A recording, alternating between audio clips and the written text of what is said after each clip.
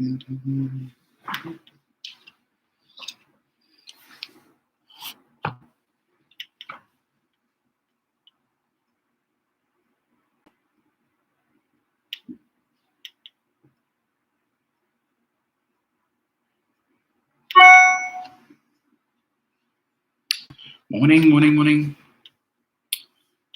Let's see, Alfie Elaine, good morning.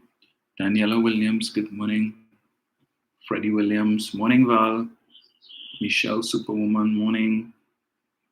Let's see who else is there. Real Raga, good morning, sir. Desmond Samuel, morning. Pauline Buckmeyer. Alberta Sampath, good morning. Let's see. What is my biggest thing?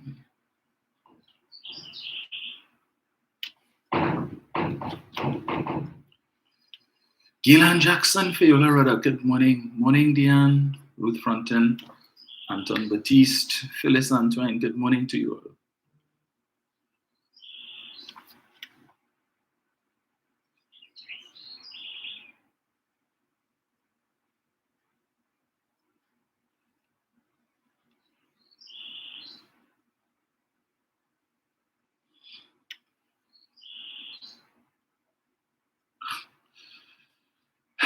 And Shireen Jack, Dwayne Peters, morning. Don Joseph, Alison Boyce, morning, Alison. Alison Samuel, good morning, Alison. After Alison Samuel, I'll give you a call this week. Judy Joseph, morning. Claudius Alexander, morning, Carol. Carol Myers, Wayne Mahon, Marva James, good morning. Let's see. John Edwards, good morning to you. Where is my song, man? Where did I save this thing? Eric, you were supposed to send me Sweeping Time. Trying to find, I have a version of it, but it's not the version that I wanted. So if you're listening, send it to me on WhatsApp now, please. Eric, send it for me. I know I saved it somewhere now, but so let me see if I find this thing here. No.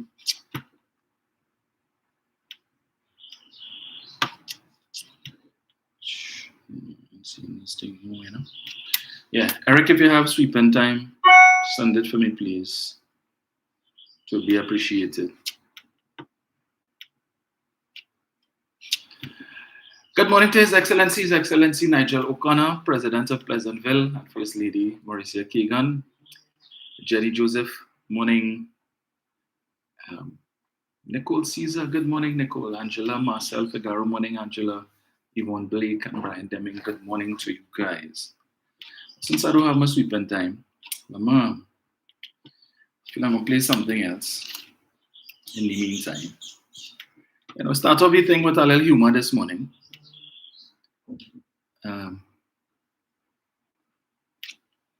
Thank you so very much, Nicole Caesar. I know I could always depend on you.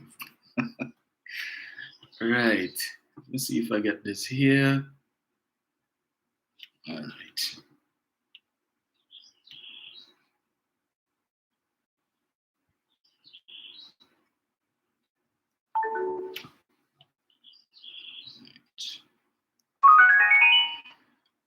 Wait, let me get this here.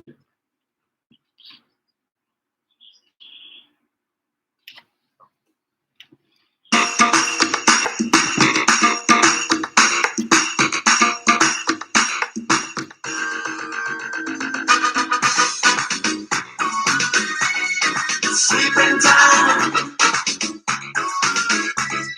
Sweeping time. Oh, sweeping time. I was in the laboratory when somebody showed me him. Somebody said that I'm not today. He was to take care of them. And in this crowd was singing loud for into the convention. When we walk in big spin and ting, oh Lord, walk a session. In the hand was a plan and he start to jam. He hit them bam, bam, bam.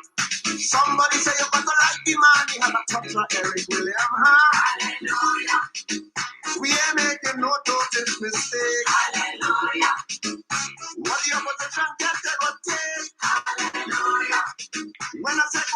you know what I mean. Hallelujah. Get all your broom and sweep in this country clean. Hallelujah. We can't fail. Hallelujah. Lights in the tail. Hallelujah. Great is the PNM. It shall prevail. Sleeping time. Sleeping time. Sleeping time. One nation is one people today, a dynamic diversity. A party strong because all along we celebrate our plurality. Equality right across the board, everybody have a chance. That's why all along every place in town is locals leading the dance. We talking about the ultra-modern social infrastructure. Education become priority one on the national agenda. Hallelujah. We are making no dotish mistake. Hallelujah. So when them opposition get the good take. Hallelujah. And when I say cookie, you know what I mean. Hallelujah. Bring all your food and sleep in this country clean. Hallelujah. We can't fail. 50 years on this trail. Hallelujah. Great is the PNM. It shall prevail. Sleeping time. Sleeping time. Sleeping time. Get your broom now. That's right, folks. Get your broom. Get your broom. Now that the CARICOM 50th anniversary celebrations are over, it's full steam ahead with respect to local government elections. Things are gearing up. The parties are getting into gear. And of course, as is to be expected, the attacks on the PNM and the Prime Minister coming. Sure, let me see what else we have here. Anis Hoyt, good morning. Anis says her husband and herself are one of my biggest fans. Thank you so much, Anis. Janice Matthews, Gemma Alexander, Marvin Mitchell, good morning. Paula Moses, Andrea Innes, Laverne Brown, Stephen Davis, Mul Durant, good morning. Right, let me see. What's the time there, by 11:09. How time flies. Yes, that's. You could hear a song like that and not be motivated to do the right thing and go out and cast your ballot on August 14th. And I am imploring, begging people, those of you who know you are supporters of the PNM, on August 14th, you need to come out and do your civic duty. If you've never voted in local government election before, this is your opportunity, right? Let me say good morning to Storm Clement Superville. I know Storm would have cast her ballot for the first time in a local election, I believe, in 2019, right? She was an experience that she would have enjoyed, and I trust she would be. Morning, Suzette, she would be repeating same. So get your brooms out and so let me see here. A couple of things I wanted to touch on this morning. But I have to comment on this, right? Let me get this here. So I see Mr. Griffith, Gary Griffith, put up a video on his Facebook page. A video from one of his walkabouts in Diego Martin, and it seems he's, notwithstanding the fact that his party is contesting districts in several different corporations, his focus is on Diego Martin because the belief seems to be that the place they could make the most inroads, so any inroads at all, would be Diego Martin, right? So he and Marsha Walker, I remember for 2020, this 2020 general election when the two of them, he as Commissioner of Police and Marsha Walker, they had a clash somewhere in Diego Martin, down by Glencoe side there. And I think Gary had stopped her motorcade or something, and they had a big exchange and all of that. And she had nothing good to say about him. Likewise, he couldn't care less about her. But today, they're arm in arm. They're the best of friends, right? So they walk in together. He was working in her district recently, promoting her. And she's doing a live. And Gary, say hi. Gary, say something.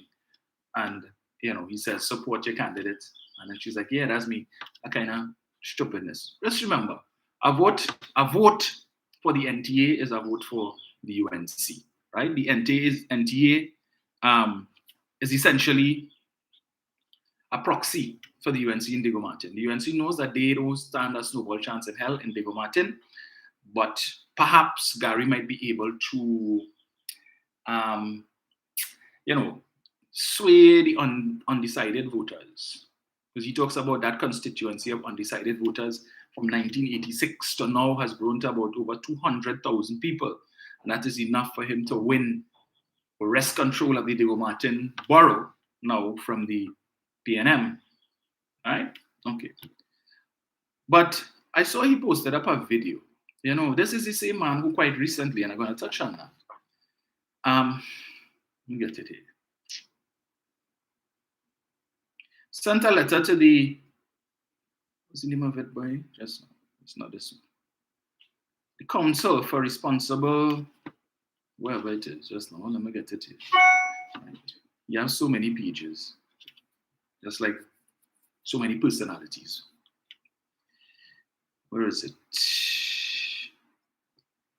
So let me get it here. Right. The letter that he sent to the Council for Responsible Political Behavior. And they responded to him in record time because he wrote to complain about something that Dr. Rowley would have said at the last meeting where he made the point about, Kamala Prasad Disesa and they wanting to give guns to a particular race to kill out another race because they are saying that it is one race that is attacking the other. The pundit said so.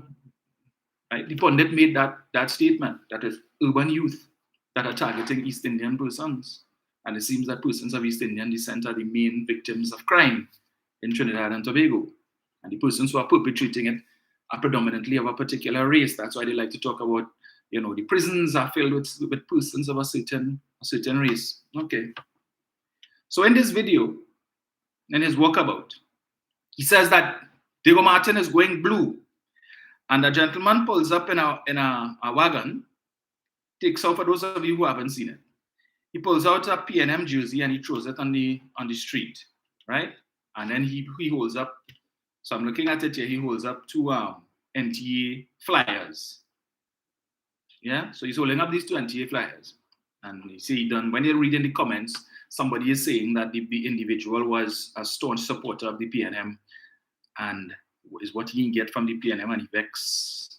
And you should, message her and she will tell you how the PNM treated him and so on. You see, I've come to the realization that when it comes to PNM supporters, they have two types. You have the genuine types of PNM supporters who support because they believe that the PNM is the best choice. They believe that governance under the PNM, notwithstanding the challenges, is better than what the alternative, or at least the first alternative, can offer. And then there are those who support for what they could get. And when they didn't get and they're suffering from a severe case of didn't get, they vex. And they can be easily swayed, easily bought. So I didn't get HTC house. I didn't get a corporation work. I didn't get, what else they didn't get? I didn't get a CPEP contract. So I vexed with the PNM, right? And the UNC is capitalizing on that now. So when you listen to the main speakers, the Doug Lyer, Cam Lyer, this clip last week, Monday, when she was speaking at the Monday Night Forum, and she made the point with respect to the check that the PNM that Rowley give Judas $500,000. But what you give earlier? We give earlier URP and CPEP 10 days. That's what Rowley give earlier. So you have a lot of persons now of African descent doing lives and challenging and cussing out the PNM and the PNM this and the PNM must go and they do nothing for black people and all of that. And Roberts, when you listen to him, his narrative is the PNM is supposed to be a black party led by the blackest man it have in Trinidad and Tobago. And therefore, more needs to be done. And this government has not done enough for black people. And he would point to the cabinet to say, look how much of them in the cabinet are non-Africans. And it's supposed to be an African party. Not supposed to be a diverse party. And not supposed to be a national party that embraces all races. It's supposed to be an African party. And never mind the fact that the founder of the party, if you really look at Eric Williams, you would see that he was of mixed descent. Yeah, but the perspective is that PNM is supposed to be an African party and supposed to take care primarily of persons of African descent. And it's interesting to listen to Anil Roberts, who was at one time a card-holding member of the People's National Movement. We all recall, well, most of us would recall the whole drama when he decided to leave the PNM and join the COP. And he had to do a live to show he cutting up his PNM membership card and so on, because whatever issue he has with Dr. Rowley. And he continues to spew his venom and nastiness against the Prime Minister, one of which is a short clip I will play for you shortly. So again, I beg your forbearance, because I know some of you already don't like to hear him. I don't either, but it is just to make a point that I want to show you all with respect to the hypocrisy of this entity that calls itself let me make sure I get it right, the Council for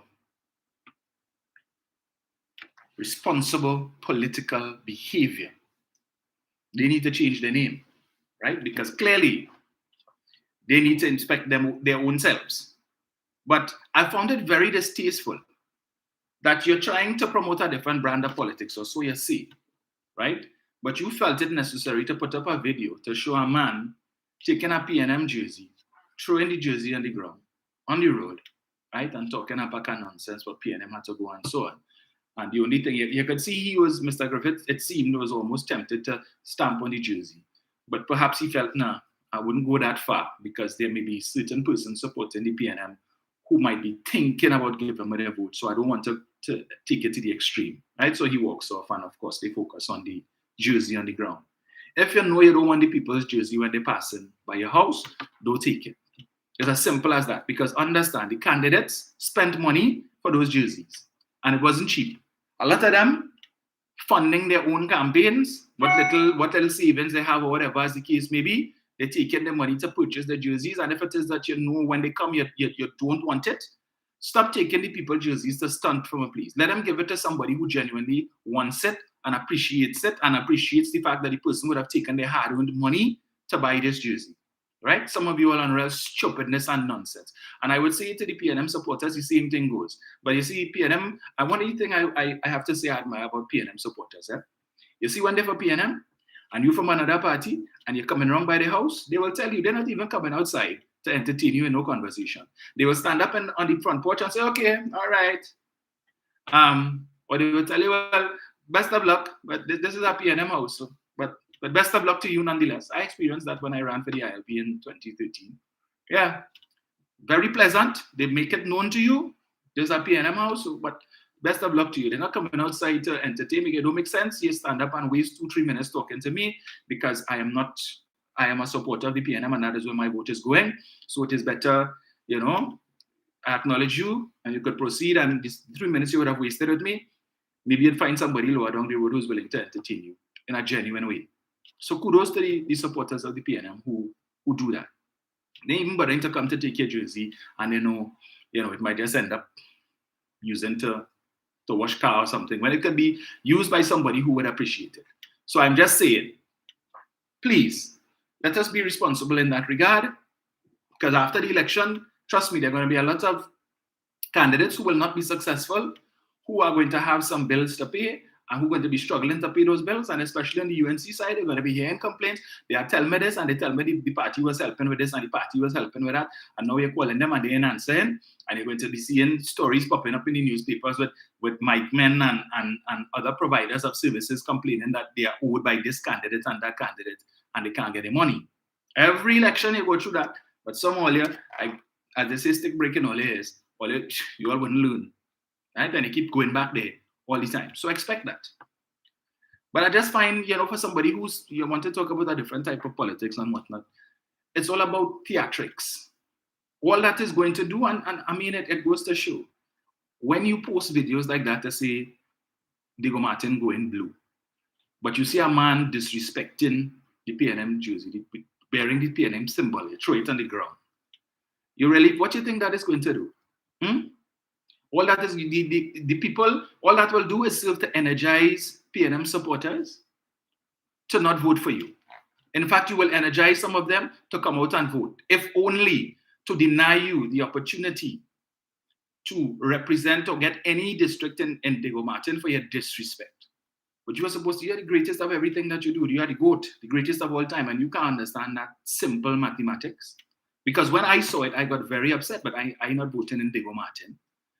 But I hope people share the video, so the people in Diego Martin, the PNM supporters in Diego Martin, who have a lot to be thankful for. The PNM has done a lot in Diego Martin. The Diego Martin interchange is currently under construction. It was the PNM in the last 8 years that built the Diego Martin Health Center on Wendy Fitzwilliam Boulevard. It is the PNM that would have constructed the Diego Martin Sports Complex that looks like an international sporting arena in Diego Martin. Again, they now have the new Diego Martin Borough Corporation Administrative Complex. They now have a much larger First Citizens Bank on the compound, which I think is a tenant of the Diego Martin Borough Corporation. And a lot of work has taken place in Diego Martin by this PNM administration. So let's talk about Diego Martin going blue. Yeah, no problem, if you want to say so. But I'll tell you, you're going about it the wrong way, sir. Right? But continue. You're going about it in the wrong way for the NTA, in the right way for the PNM. So continue little stunts like that, and continue to upset and annoy PNM supporters, some of whom, might be a little laid back and say, well, man, PNM, they're down here, the PNM must win. Things like that will incense people enough to teach you a lesson for your disrespect. So continue to pull all your stunts like that. But coming to this point about the Council for Responsible Political Behavior. So the NTA would have written to the council to complain about Dr. Rowley's statements, right? Yes, right. Put this back on here. Let me see, when did Gary Griffith send this? Let me get this here for you. Because I found, right, the NTA sent this, or it was published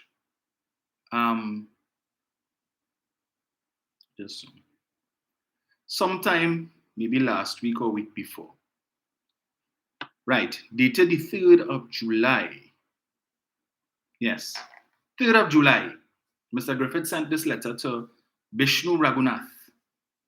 Alarming statements uttered by Dr. Keith Rowley at St. James political meeting. I write, bringing to your attention alarming statements uttered by Prime Minister Dr. Keith Rowley at a recently hosted political meeting in St. James. Dr. Rowley, during his time on said platform, uttered the words, "They are going to give a certain race gun to shoot people of another race because they are saying that crime in this country, which we know is across the board, is one race attacking the other." These uttered remarks are both alarming and concerning, and as such, an offensive utterance has the potential to be viewed as inflammatory language with the potential to cause irreparable consequences. Really? You can. I implore this council to review the footage of said meeting, which took place on June 29th and has been widely shared on all social media platforms. I wonder who's sharing it. Who's sharing it? I encourage the interrogation of the content of said statement and to hold the speaker to account, as I am of the firm opinion such intentionally provocative language can only be seen as flouting proper political conduct at any level, requires a signal of strong condemnation from this council to stymie any such continued and dangerous trajectory. I look forward to your consideration and feedback. This was the 3rd of July. Well, I guess the council, the National Council for Responsible Political Behavior,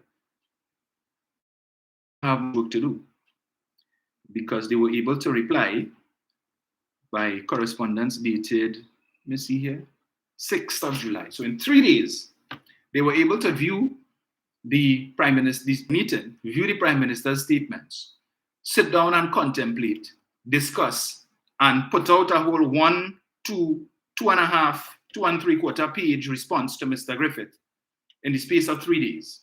Now, Gary Griffith sent this letter on July 3rd. So assuming they get it, all right, on the 3rd, depending on, you read it on the 3rd. So on the 4th and the 5th, clearly you have no work to do. Well, you have nothing else to do. But I verily believe that this is just a one-man show, posing as something legitimate. And the response was, on Tuesday, 27th June 2023, the Elections and Boundaries Commission confirmed that, all right, all this set of fluff. With campaigning now in full swing, several concerns of possible violations to the code have been brought to the attention of the Council. In the first instance, a formal complaint was lodged by the National Transformation Alliance with regard to comments made on the political platform by Prime Minister Dr. Keith Rowley. The allegation was that an offensive utterance was made using inflammatory language with the potential to cause irreparable consequences. The Council, having reviewed the speech made by the Prime Minister, is of the view that the language used was clearly inappropriate and insensitive. To be sure, the statement from the Prime Minister runs counter to clauses in two sections of the code, the commitment section as well as the section on prohibited conduct. Under commitment, it is stated, parties, coalitions, candidates agree to promote and enforce respect, tolerance, harmony, and peace among their supporters and the general public during the campaign and the elections and in the post-election period by being positive role models. And under the prohibited conduct section, it stated, not use language or act in a way that may provoke violence or intimidate candidates, members of parties, representatives or supporters of parties, candidates or voters, or invite, encourage, or foster hatred, resentment, or any form of violence. So when Barry Padarath, just the other day, on 2 occasions, referred to Dr. Rowley as a lazy son of a... Apparently the council was asleep. So you all have to wait for somebody to write a letter of complaint to you all to put out a notice or to condemn behavior that is unbecoming of proper conduct that is expected in an election campaign, right? Okay. So I didn't hear that.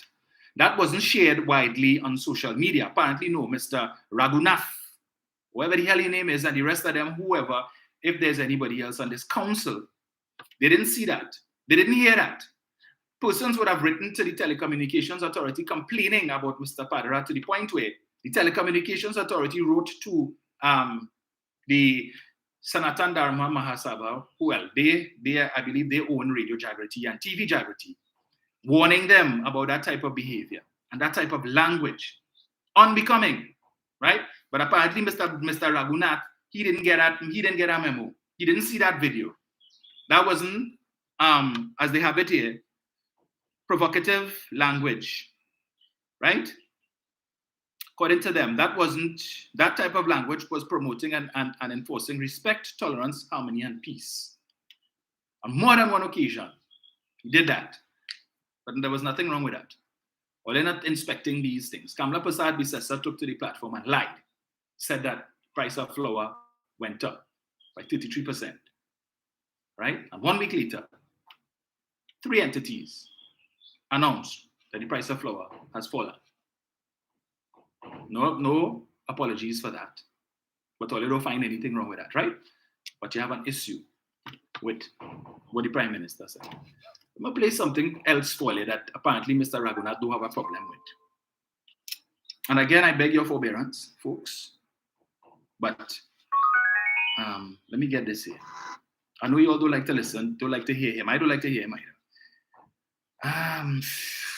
Let me just switch this. This is what apparently they consider to be appropriate conduct. Forgive me, I'm begging you all in advance, eh? Right. This is the Doglaya, but of course you all will know that. What is it here? Come on, what is this? All right, just get this here. All right, I'm going to pull up that page. Just 1 second. Just give me 1 second here. I don't know why this does me that sometimes, but okay. We'll pull it up from another source, directly from the page. Right. Let's get this here.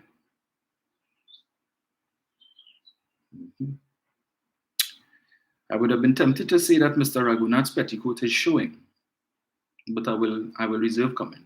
Listen. Mr. Rowley, I hear you say I'm minding your private affairs. Let me tell you something, dum-dum.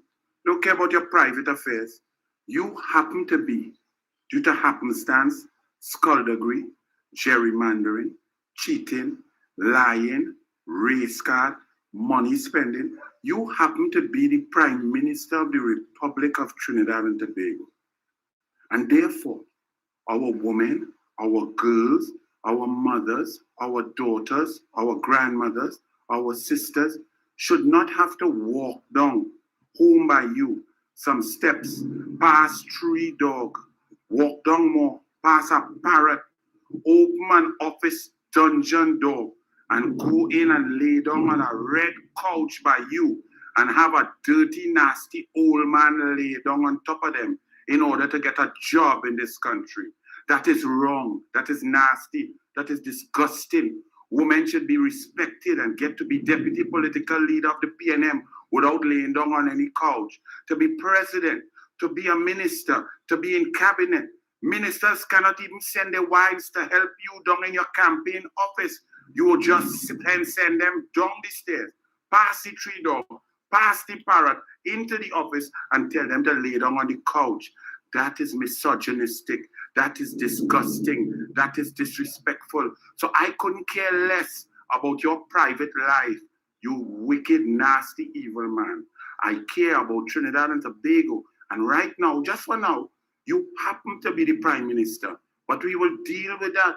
The people are waiting for you and they will get rid of you, your steps, your 3 dog, your parrot, and your red couch. And women will be respected again and get jobs that they earn and they deserve because of their intellect, their intelligence, their creativity, and not because they have to close their eye, hold their nose, and lie down underneath you.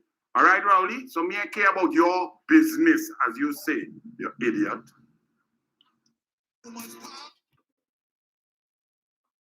Apparently, Vishnu Raghunath missed that one.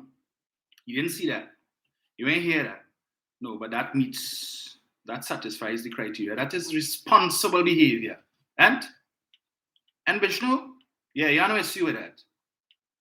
You need somebody to write you a letter of complaint and send you a clip of that so that you can scrutinize it. And how soon you will respond in 3 days? Right. That is responsible behavior. Ah, boy. Let me get this here again. Pull this up again. I just wanted to read a little more. You see the hypocrisy. All right. What date is this? Let's see. Let me get it here. Right. They go on to say, right? They itemize this. Parties, coalitions, and candidates agree to not make false or defamatory allegations in print or speech, inclusive of images and effigies in connection with an election in respect of a party, its candidates, representative, or members. Not seek to assassinate the character or make defamatory comments about any individual, family, professional, group, or section of the community. Not criticize aspects of the private lives of candidates, their families, not connected with the public activities of the leaders or candidates of other parties. But apparently, Mr. Raghunath, forget that. So he does see clips of nastiness like this. You only see things with Dr. Rowley and PNM speakers, right?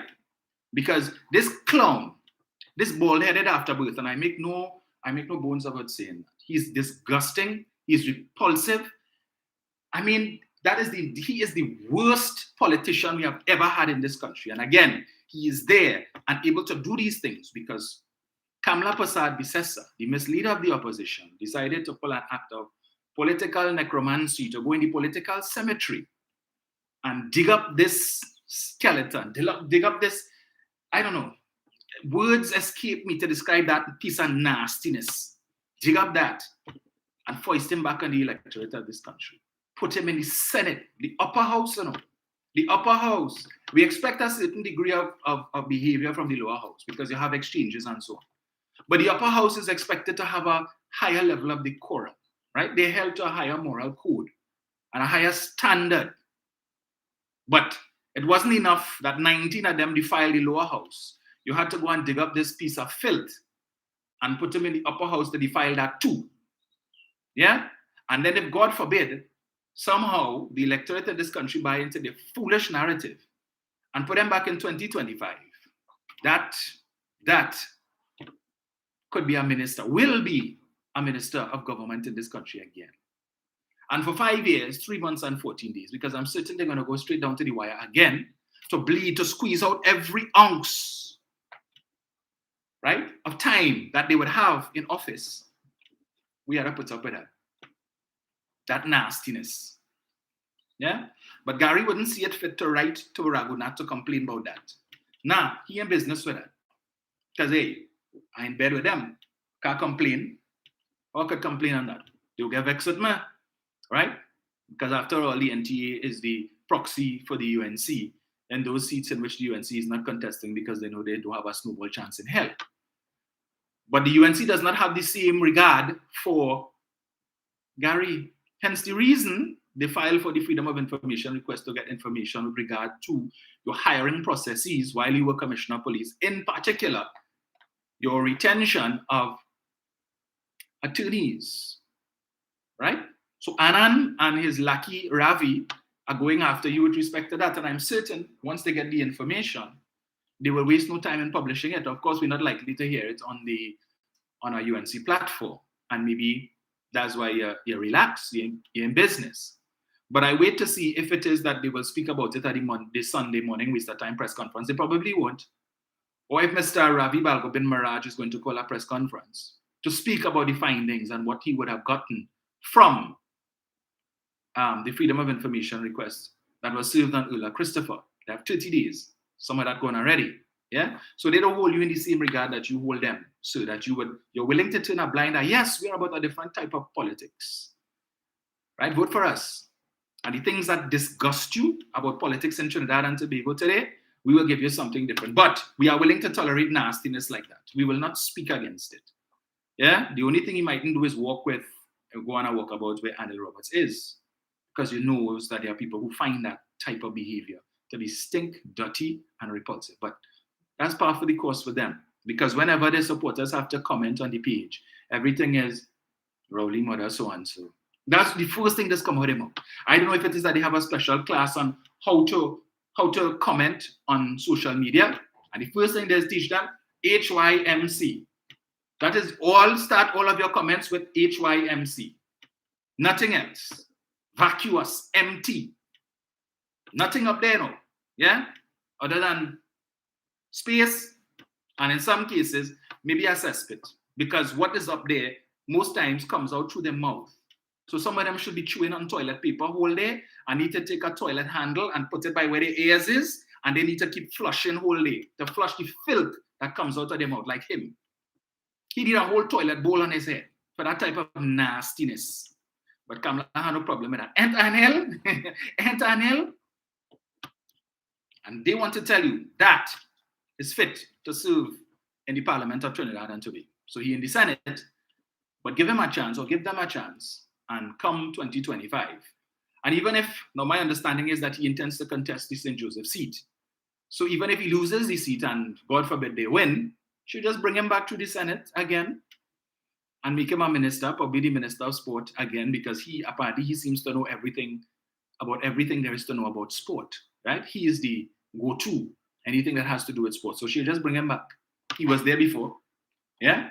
Never mind the fact that there's never been any resolution to this live sport matter, right? Investigation's still ongoing, and I hope that before 2025 rolls around, that we could get some closure with respect to that, with somebody being charged or something of the sort.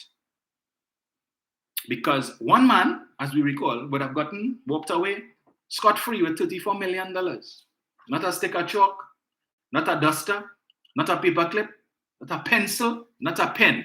Nothing the citizens of this country got, because he was supposed to teach maths and English, right? Not one class was held. But $34 million walk out the treasury just so. He has since gone to the great beyond, right? So there's I don't think there's any way that we could get that money back now, because by now his estate would have been settled because it's been over a year since he passed. And so more than likely that money would have been shared up wherever it was supposed to go. So that gone, that dead, it will come back there. Yeah? No restitution. So save and accept to file civil suit against those who would have been responsible for giving them that money. And I think there's a matter in court with respect to the Sport TT that facilitated that. But the supporters of that party not interested in that 34 million. You know what they're interested in? Paris getting 21 or 23. They're concerned about that, all that money. But one man walk away with 34. We have no problem with that. That's okay. That's okay. Yeah, we ain't talking about that. We're not ready for that conversation, and we will never be ready for that conversation. We want back the 100 million from AV drilling, but the extra 123 million that they spent for Eden Gardens, we ain't interested in that. We don't want to have that conversation. No. We built then the old Massey warehouse up in Santa Rosa that they bought to build a prison when they were locking up people left, right, and center. Yeah, the same urban youth that they were picking up all over the place in East Port of Spain and so on, and sending them up there when they ran out of space in the other prisons. Yeah, and that is today still costing us hundreds of thousands of dollars with lawsuits. That same building that Jack Warner said was offered to him by the late Bernard Doulard Whiteway for 17 million, they paid 238 million. The supporters of that party, they want back that 238. Nah, we want back that. That's all right. But we want back, yeah, we want back that. We're not ready for that conversation, and never will be, because that is okay. The 700 and some odd million dollars that they waste, as my boy from Barataria, they say Mamu, right? 745 million that they gave Mamu, who run to Panama as soon as they lost the election for a wastewater treatment plant that today is just a white elephant. Nothing to show for it. Yeah? But $750 million gone just so. After they assessed him, his company, and gave him superior rankings for every rubric, everything. Superior. This is going to be the best project in this country's history because this company is overly qualified. Never mind the fact that they never built a wastewater treatment plant in their life. Yeah, 745 million gone just so. They don't want that. We're not interested in that conversation. Nah. But we went back to the 5 million from E-Tech with Ken Julian and Wendy Fitzwilliam and them. Right? 5 million that was in US that was invested, and the investment went sour. They want back that. But the 745, we don't need that. Because under Kamlamatics, which they are specialized in, the majority of members of that party holding PhDs in Kamlamatics, for them, 5 million worth more than 745. But they for country. Yes. Probably ask Rowley what you do with all that money. For 8 years, nothing they do. 8 years, nothing they do. Nothing in buy, money and spend on nothing. Why you have to show for it? But what Kamala do? She built 106 schools. Well, she did. Well, she gave out baby grant, and she gave out laptops. She gave out 90-something thousand laptops. What else did she do? She built box trains. Anything else? She gave out food cards. Anything else? Well, she built the Cuba Hospital. Yeah. Okay. That's all? How she pay for that? From the treasury? No. Borrowed money. So where the money that was in the treasury, where it went? What did she, because most of the major infrastructure projects that she built was paid for with borrowed money. So the treasury money that they got from the oil and gas, where that went? That's what we want to know. What that spent on? Or they could help me? Nah, but we ain't no bother. Ask Hina. Ask Sheena. Yeah, I don't know. Everything good. Everything good. And, yeah. But put that back in 2025. And we're supposed to have faith and confidence in this council for responsible political behavior. When you yourselves are not behaving in a responsible manner. What's all your real purpose? What's all your real purpose? You serve none. Because this release all you put out here, nothing for me, is he saying. Deal with the issue and the claim that the Prime Minister would have made. Is there substance in it? Because they say they're giving gun, put us in office and we will give gun to all law-abiding citizens. Once you have a clean record, you could get a clean certificate of character, right? And you never get a charge. You just apply for an FUL and you could get through. And then you could get gun. You can't afford to buy food. You can't afford to send your children to school. You're complaining about the high price of food and everything else. Everything going up, the cost of living. Tax, and all of that. We don't want to pay no property tax. We can't afford that. But I could afford to find the money to buy a gun to protect myself so I could stand my ground. And that's what they said. Good friend of mine, whose name shall remain anonymous, because they are known, right, was recently robbed. Last week, I think it was. This person has a firearm. Yeah. They were robbed by several men, beaten. But they have a firearm, right? law-abiding citizen. Oh, I don't know, I haven't had a discussion yet with the individual as to the particulars of what went on, so I don't know if they would have been relieved of their firearm. But I know the individual usually has their licensed firearm on them. But there was no opportunity, based on the preliminaries that I've heard so far, there was no opportunity for them to use that firearm. Yeah? Well, let's just give more people and more people firearms so we can have more incidents like that. So as fast as the police take one gun off the street, 5 more go out on the street. Because they know now, like chances are, anybody that you rob, there's a likelihood that you're going to be able to get a gun on them. Nobody in the police service who will be tipping off. We keep hearing about police officers who run in drug block and all them kind of thing. I don't know. So I hear. I don't know. But when it is the scanners come, eventually, whenever the Customs and Excise Department gets around to using the $90 million that the government has given to them since 2021 to purchase scanners, and perhaps we see some degree of let-up, some easing with respect to illegal firearms coming into the country through legal ports. And based on the utterances last week from Mr. Hakeem Jeffries, who is the Democratic leader in the House of Representatives, giving the commitment to Trinidad and Tobago that the United States of America intends to do much more to stem the tide of, or the flow of guns coming into Trinidad and Tobago. Well, he had to get a source of guns from somewhere, right? And when it is that we have how much hundreds of thousands of guns that would have come into this country between 2018 to 2021, yeah, that are yet to be sold and sitting down somewhere in a warehouse, somebody's warehouse, or warehouses, waiting for buyers to come, right? Because they invest money, millions of dollars, to bring in these guns, where we saw that in 1 year, the number of gun imports went from about 2,500 to 60-something thousand in 1 year, right? From legitimate gun dealers, legitimate gunsmiths. So these guns, as we know, haven't been sold yet, so they're sitting down somewhere waiting for buyers. And if it is that the government is not inclined, well, the current government anyway, is not inclined to be giving out firearm users license at will and with gear abandon, well, then perhaps if another government comes in that is articulating and telling the population from now, put us in office, and once you have a clean record, you are a law-abiding citizen, right? And you don't have to worry, you could get a gun.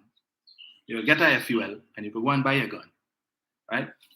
These guys sitting pretty and waiting for that. Money. So we have the political leaders of two parties, the NTA and the UNC on the same wavelength, saying put us in office and that will be a thing of the past. I've made the point before. Nobody is articulating and nobody is saying what they're going to do to improve the performance of the police service. So the answer to crime is arm citizens. Not improve the police service, not improve the crime detection rate, not to improve the skills training of the police service. None of these things, not to try to weed out the corruption, notwithstanding the fact it's been around for a while in the police service. None of them things. Let us arm citizens. So we're back to the days of the Wild Wild West, right? So somebody come to rob you, you have gun. And you pull out your gun to pelt shots. Yeah, but you're in a state of panic. So you don't have time to stand up and aim like you normally do when you go to the gun range. Yeah, right. You line up the shot, you're seeing the target there, and you're trying to focus and whatnot.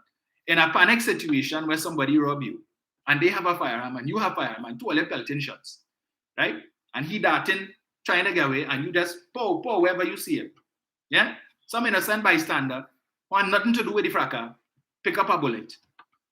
Well, I foresee Mrs. Prasad-Bissessar will have to be attending many funerals. A person who could be considered collateral damage. Yeah? Plenty funerals she will have to attend. Or she will have to do several press conferences to offer apologies and condolences to many families whose loved ones might end up being collateral damage. They were in the wrong place at the wrong time. They weren't able to shift left or shift right quickly enough, and they pick up a bullet. Yeah? I could foresee the state having to pay out a lot of money in disability grants when people pick up shots and end up disabled. Because this one have a gun, that one have gun will shoot. What's the point of having a gun and you ain't get an opportunity to use it? You're only going on the gun range and wasting bullets. And that you're shooting a target that can't fire back at you. That's a waste of time. You want to be able to say, I put on a man. Yeah? I get one, Yeah, come to rob me and I deal with him. I deal with him good. That's what we want to do. Okay. And the supporters telling you that, the same people who can't afford to pay property tax, but all they can afford to buy gun. Well, I see that the price of rice is also coming down. GMH, I think is the name of it, which is one of the major suppliers of rice in this country, has announced that effective July 10th, which is tomorrow, the price of their rice products will be coming down. So we have the price of flour and the price of rice falling, and other things to come, because as freight rates fall, as freight rates tumble around the world. Remember, this was one of the main reasons that was advanced to us 2 years ago when we saw an increase in the price of food, certain food items. The manufacturers and the suppliers were telling us containers that they previously used to pay 3,000 and 4,000 US for, now costing them between 12 to 20,000 US. According to the managing director of Sheikh Lisa Limited last week, the price has now come back down to about 3,000 US, 4,000 US. And so they are now able to pass on these savings to the consumer. But we already have the few unscrupulous ones who come out to say, well, do expect to see a decline in the price of certain other things, because yes, the price of freight has gone down, but there are other things to consider, the price of other things that have gone up. Now, hear my confusion. You're saying to me, so for the past 6 months or 1 year since you last increased the price of your products, you're telling me that the price increase would have been based on freight costs and all these other things that you mentioned that impact the price of what you offer your goods at, right? But you have not increased anything within the last 6 months to a year or so based on all these other things. So you've been managing it. So if the price of the freight has gone down by almost 75%, and all the other things that you tell us about has remained, you've been maintaining it for the last 6 months or so at those rates, you would have adjusted your prices to accommodate for that. Then if the price of freight comes down by 75%, and the price of all these, or the cost of all these other things have remained stable for the last 6 months, then you should be able to drop the price of your goods. Because again, cost of freight, which is a major thing. I think if the cost of a container, shipping a container, has come down from $12,000, $15,000 down to $3,000, that is very significant. But the supporters and the leadership of a particular party wouldn't talk about that.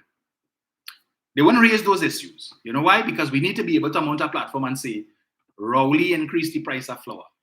Imagine, when I commented on that under the Doglaya Facebook page, right? Because I always engage it. From time to time, if I catch him at the right time, early enough, when he posts something, he would respond to me. So I commented on that, and I saw one of the supporters by the name of Malcolm Maraj decides to comment, and he says to me, the price of flour went up, but when Kamala talked about it, Rowley dropped the price. So the price of flour went up. Nobody published that. There is no newspaper article, no release from any of the flour companies, no press conference, nothing speaking to that price increase. But as soon as Kamala talked about it, Rowley decided to drop the price. And these people have the right to vote. These people entitled to go to the polls on August 14, dip their finger and cast a ballot. The waterfront ilk, as we call them, they know what's going on in the parliament, but we just come here to support. They tell we to come, so we come. You don't even know the name of the prime minister.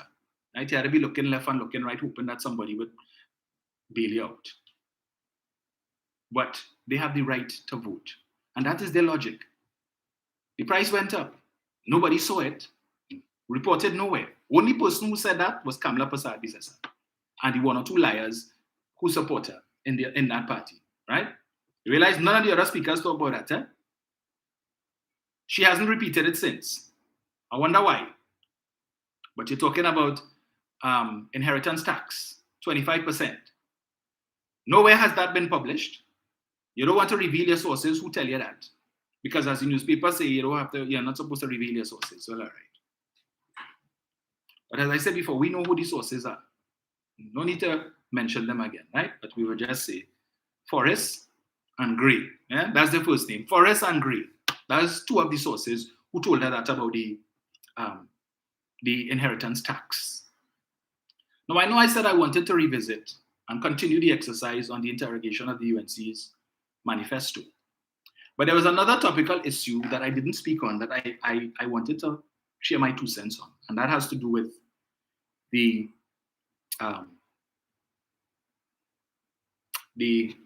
notice that was sent out by the Ministry of Education a couple of days ago with respect to the school hair policy, right? Now, I would go on record, and I know some people will disagree with me, but it's just my 2 cents, right? I am not in support of that policy, right? I think the fact that school was about to close, that the ministry could have taken a little more time to ponder on that whole policy, rather than put out that notice so quickly, coming on the heels of the incident that no doubt would have led to the issuance of this policy. And we're talking about that issue with Trinity School, where the students were sidelined for their school graduation because of the hairstyles. And a lot was made about that whole situation, where persons would have ascribed, different reasons for it. Some people went down the race road. They say it was discrimination based on race because all of the boys were of African descent. Some people say it was an incursion. The school was an incursion on the rights of these students for individual expression. Some others said that the students were simply seeking to express or to, their ancestral roots. I didn't buy into any of that because for me, I saw it for what it was. I just said it was a discipline issue, right? So yesterday, the representatives on the board of the Fatima Old Boys Association, the St. Mary's College Past Students Union, had a meeting with the Holy Ghost Fathers Board. The Holy Ghost Fathers Board is responsible for St. Mary's College and Fatima. St. Anthony's used to be a part of it too, but within recent times, St. Anthony's was handed over to the Catholic Board of Management. So it's just CIC and Fatima that now fall under the Holy Ghost Fathers. And the issue was raised yesterday with respect to that school hair policy. We wanted to find out from the board, what is their position with respect to that issue, right? Because I think the Mahasabha has already articulated their position and they are not in support of it. And they intend to continue to maintain their rules with respect to that whole issue. And my problem with it has been, again, for me, there is some novelty in being able to see that when I went to CIC in the mid-90s, early 2000s, that situations like that would not have happened, right? The school would never have found itself in a situation having to respond to something like that because there was strict adherence to rules. When you came in Form 1, you were given a rule book. At the assembly, at the orientation, the then Principal Father Dick made it abundantly clear, these are the school rules. We abide by rules here. If it is that you're not prepared to abide by the rules, well, it's not too late for you to seek a transfer. He was very plain, very clear about it. This is how we operate, right? And so we find ourselves in this situation now. And one of the interesting things that came out of yesterday's meeting was that the principals of St. Mary's College and the principal of Fatima both were able to speak about what their experience has been.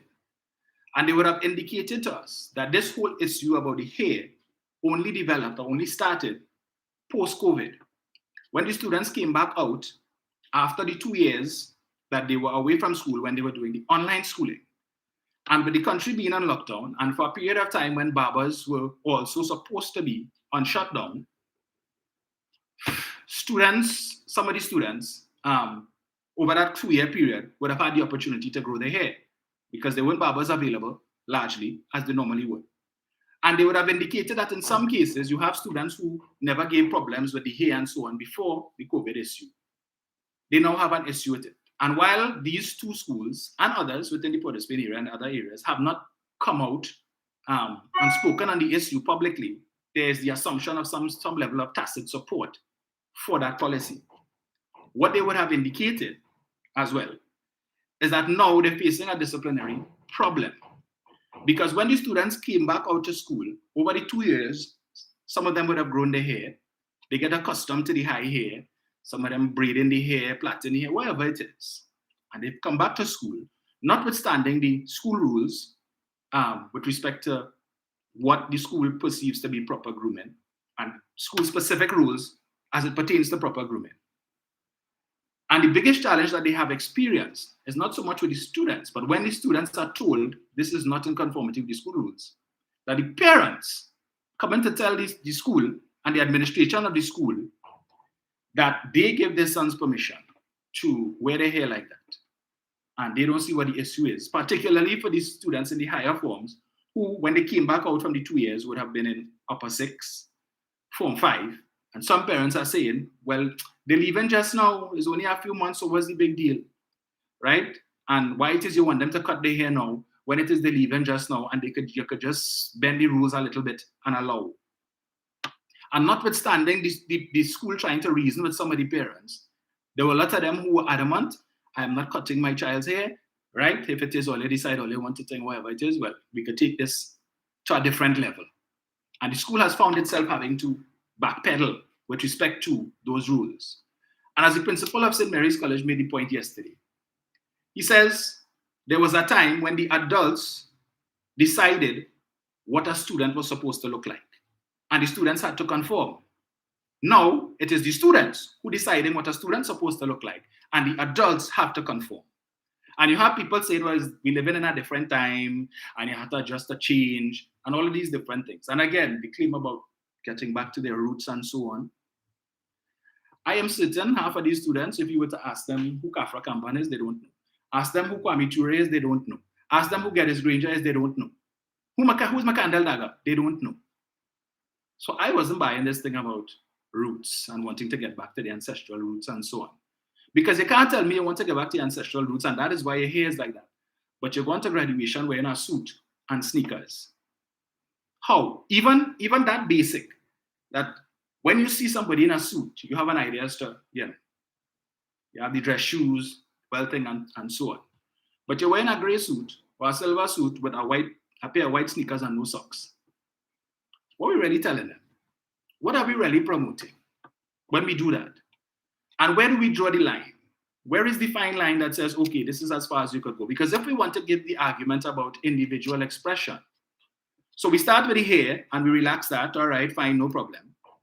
Then when the student decides that they want to wear the earring, what are we going to tell them? Because they'll tell you, well, this is how I display individual expression. I want to wear my earring. We won't tell them, no.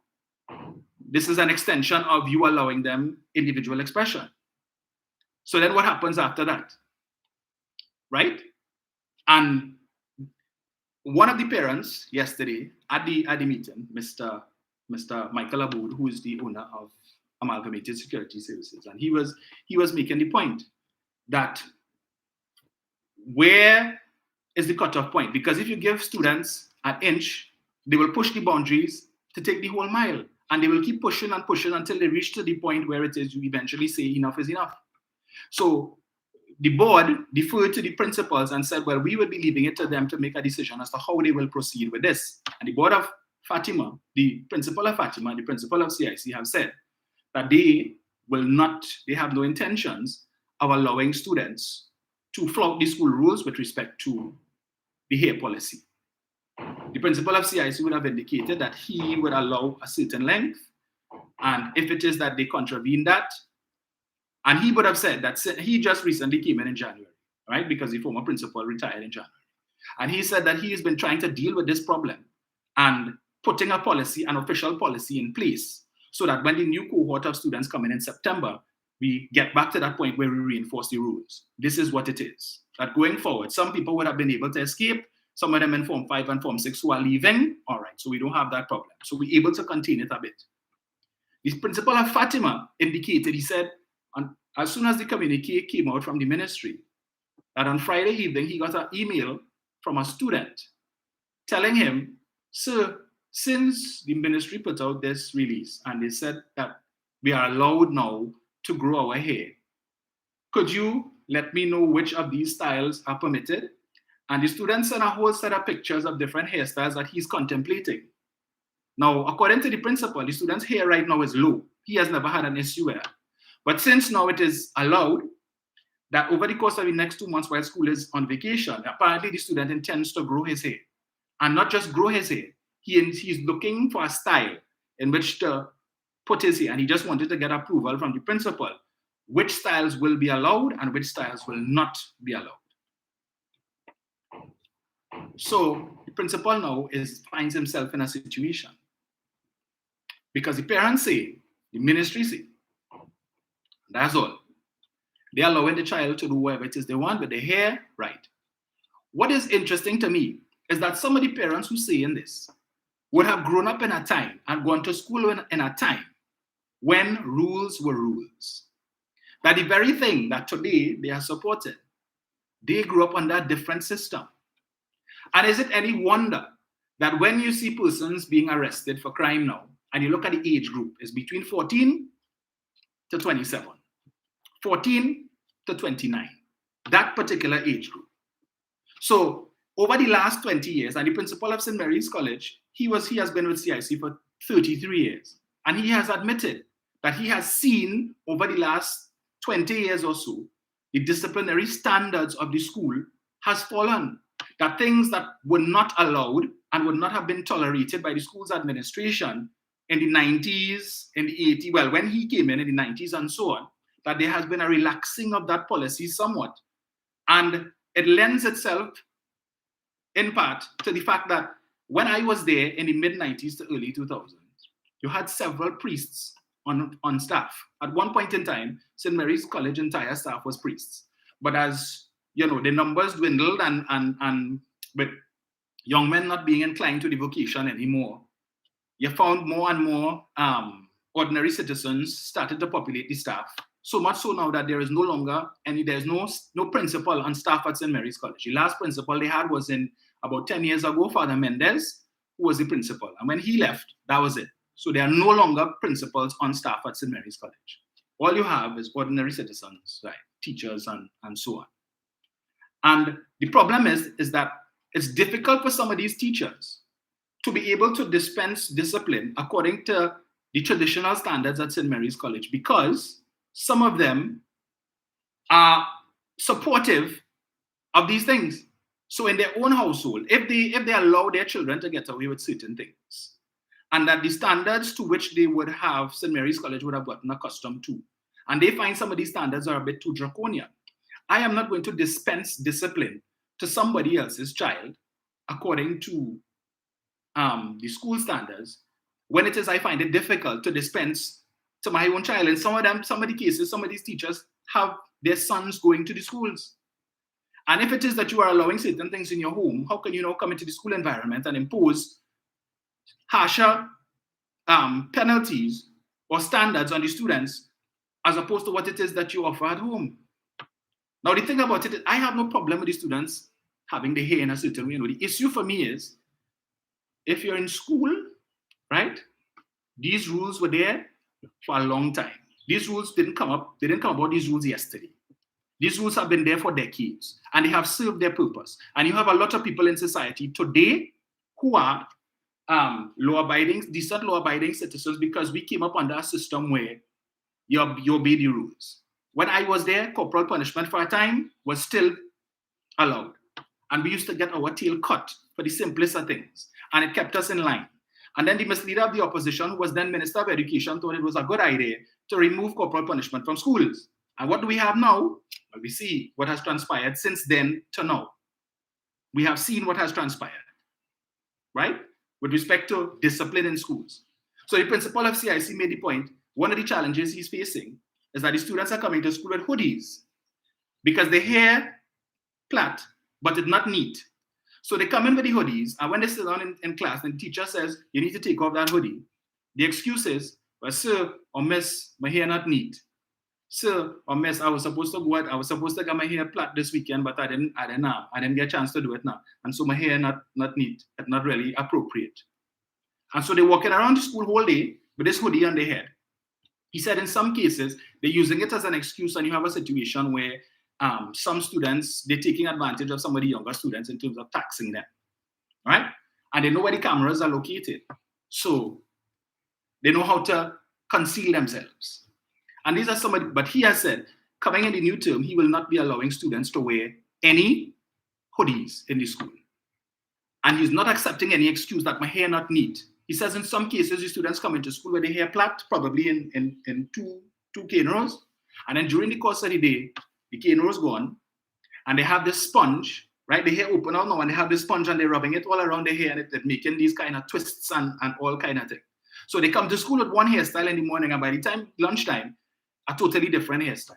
That does not conform to what the school's rules have been for the last how many ever decades. These same rules that have worked, these same rules that were able to maintain discipline and earn the school the title of a prestige school.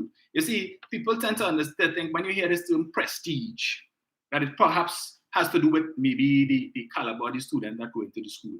No, it is primarily because of the standards, the disciplinary standards that the school has maintained, that they will not stand for foolishness. That when you come to this institution, understand that this is how we operate.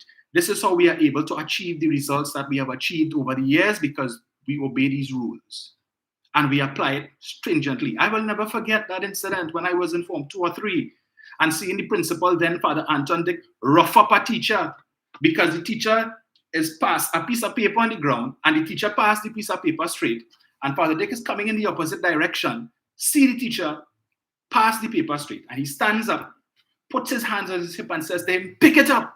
What kind of example are you setting for the students? You nonsense." And the teacher had to walk back and pick it up. And I am coming in the opposite direction and I am standing there in awe because, hey, the principal just buff up a teacher. But we knew to fall in line. So we knew if it is that you misbehave, bet your bottom dollar if your name end up on a list, is two things can happen. Detention from 2:05 till 5 o'clock. And 2, you get your tail cut. 6 strokes on each hand with a thick leather strap. You didn't want that, so you know what? I am not prepared to stay in school until 2:05 till 5 o'clock. They have me wiping blackboard in every classroom. You have to straighten the benches. You have to mow the lawn, mop the corridors. This is what detention was when I was there. It wasn't you come and you sit down in a class and read a book under Enrico Raja. No. You come, everybody line up, and you are assigned tasks to do. And if it is he comes into the classroom before he shuts the door, and he used to line up the desks. And if it is it have one desk, not lining up with the rest, he would shove that one desk into the others, and everything in disarray, and he tell you, do it over, I'm coming back just now. And he going to check the others. And when he come back, you better make sure those desks lined up perfectly. Otherwise, you're going to find yourself there well after 5 o'clock. Right? And these were the standards that we were accustomed to. It may have seemed harsh, but it served the purpose. So much so that you have a lot of the students who would have gone to St. Mary's College are today captains of industry. They are today holding significant positions. And in other schools, Hillview, Fatima, Naparima, Presentation College, all of these different schools, a lot of them that were run by priests at one time who were very, very strict. Now we are asking the schools to amend their rules, cut back on their disciplinary rules to accommodate new societal norms. So now the hairstyle is a thing. So let me kind of relax on that now. Let me ease up on it, right? Or let go easy because it's individual expression. And all of these different excuses, convenient excuses that we given the students to break the school rules. Case in point. A couple of weeks ago, we had a career day. It was a Saturday morning. And we had different persons, former students of St. Mary's College who would have excelled in different areas, come to the school to talk to the students and to give them guidance with respect to their careers and so on. Mr. Stuart Young came, they had Gary Griffith there, Shaka Hislop, and all of these different guys. And one student, it was a Saturday morning, the students were given the instruction, you are supposed to come in your uniform, as if it's a normal school day. One student shows up wearing his uniform, but ankle-high socks and Nike slippers.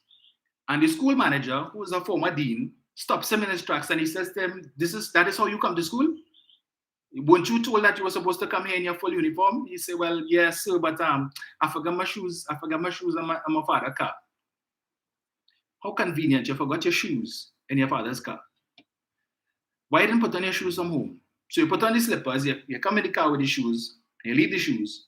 You take your bag, you take everything else, but you forgot the shoes in the car, and you come with the slippers and the socks. The school manager, of course, reprimanded him and let him know, don't let that happen again, right? Because again, we have standards to maintain. And I am simply asking the question, where do we draw the line when it comes to that? Because, okay, fine, if we say we will allow the school policy, we already have students who are being creative, as I told you, as the Fatima principal indicated. They are now sending him emails seeking to get clarification on whether or not certain hairstyles are acceptable. So I will grow my hair, but it's not sufficient that I will grow it.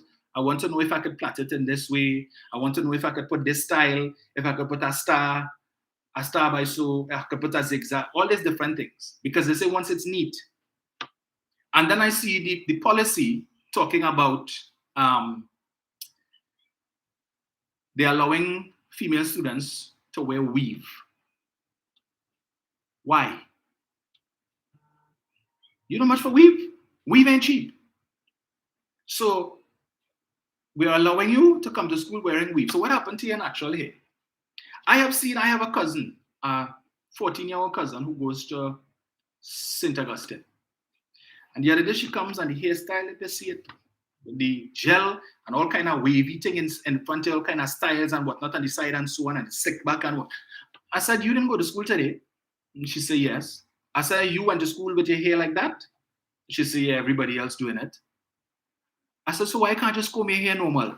The normal thing, you comb it, if it is your plait it or you comb it back, whatever the case may be. But all this set of fancy curls and whatnot and stuff that your mother has to spend money to buy gel for you to put all of these different styles.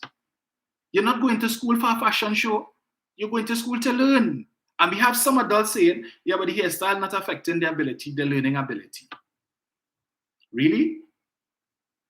So now, if it is that we allow female students to wear weave, well, you have more hair now to pull when you're in a fight. Yeah? More hair to pull. And they snatch that weave. Problems.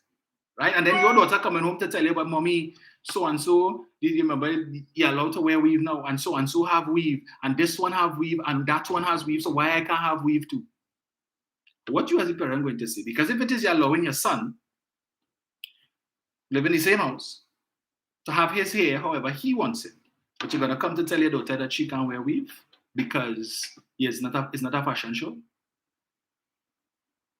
Double standards. I am saying, I think that the ministry needs to revisit that policy because it is not enough to put out a general policy, but then leave it up to the school. And we are saying now that you need to form a committee comprising the school administration, the principal, the parents, and the students, and you all come together and discuss it and come up with a solution. The parents have already made up their minds. They see nothing wrong with it, and the styles that they have now, fine. And the students, well, they back it, but you see, the ministry has to understand something, that while it is that your policy may have satisfied those who had an issue with what happened in Trinity and who felt that perhaps it was discrimination or whatever else it is, and felt that the school needs to relax its policy. While those people may be satisfied, the parents who have a problem with it, the parents who are saying that they are seeing it as a discipline issue, that my son can't come and tell me nothing, he can't come and tell me nothing about the ministry say. We know, those of us who frequent the barbershops know that one of the worst times to go to the barbershop is the weekend before school open. It has always been like that. For the whole 2 months, yeah, you could grow your hair as high as you want, but understand, Saturday or Sunday before school open, you will find yourself in a barbershop, and that hair has to go in conformity with the school's rules. These are the rules that were there when we went in Form 1. And I, as a parent, do not have the right to amend the school rules to start a trend and to gang up with other parents to tell the school they need to change rules that have been enforced for donkey years, rules under which we went to school, which we adhered to, and we had no issue with, or even if we had no issue with it, we had no recourse, because these rules were there for a reason. But now we have these modern day parents who want to be their children's friend. And so you want to grow the hair? Nothing wrong with that, man. I have a friend who tells me she allows his son to grow the hair because that is how she's able to rein him in. Anytime he does something that upsets her, she will threaten to take him to the barber and have the hair cut off, and then he falls in line. So what happened to the good old-fashioned cut tail? We're not using that anymore because we are modern-day parents. So you take away the cell phone, and you take away the PS5, you take away the laptop or the tablet, yeah? And now we're threatening to cut the hair if it is that they don't fall in line. This is where we have reached. And to hell with the school's rules. So let us create problems now for the school's administration, who have a different problem on their hand. Because yes, while it says that the child's hair needs to be neat, but if it is he wants to plait his hair, he going to do that every week, every weekend. Who doing it? And then again, I ask the question: where do we draw the line when it comes to individual expression? Where are we drawing the line?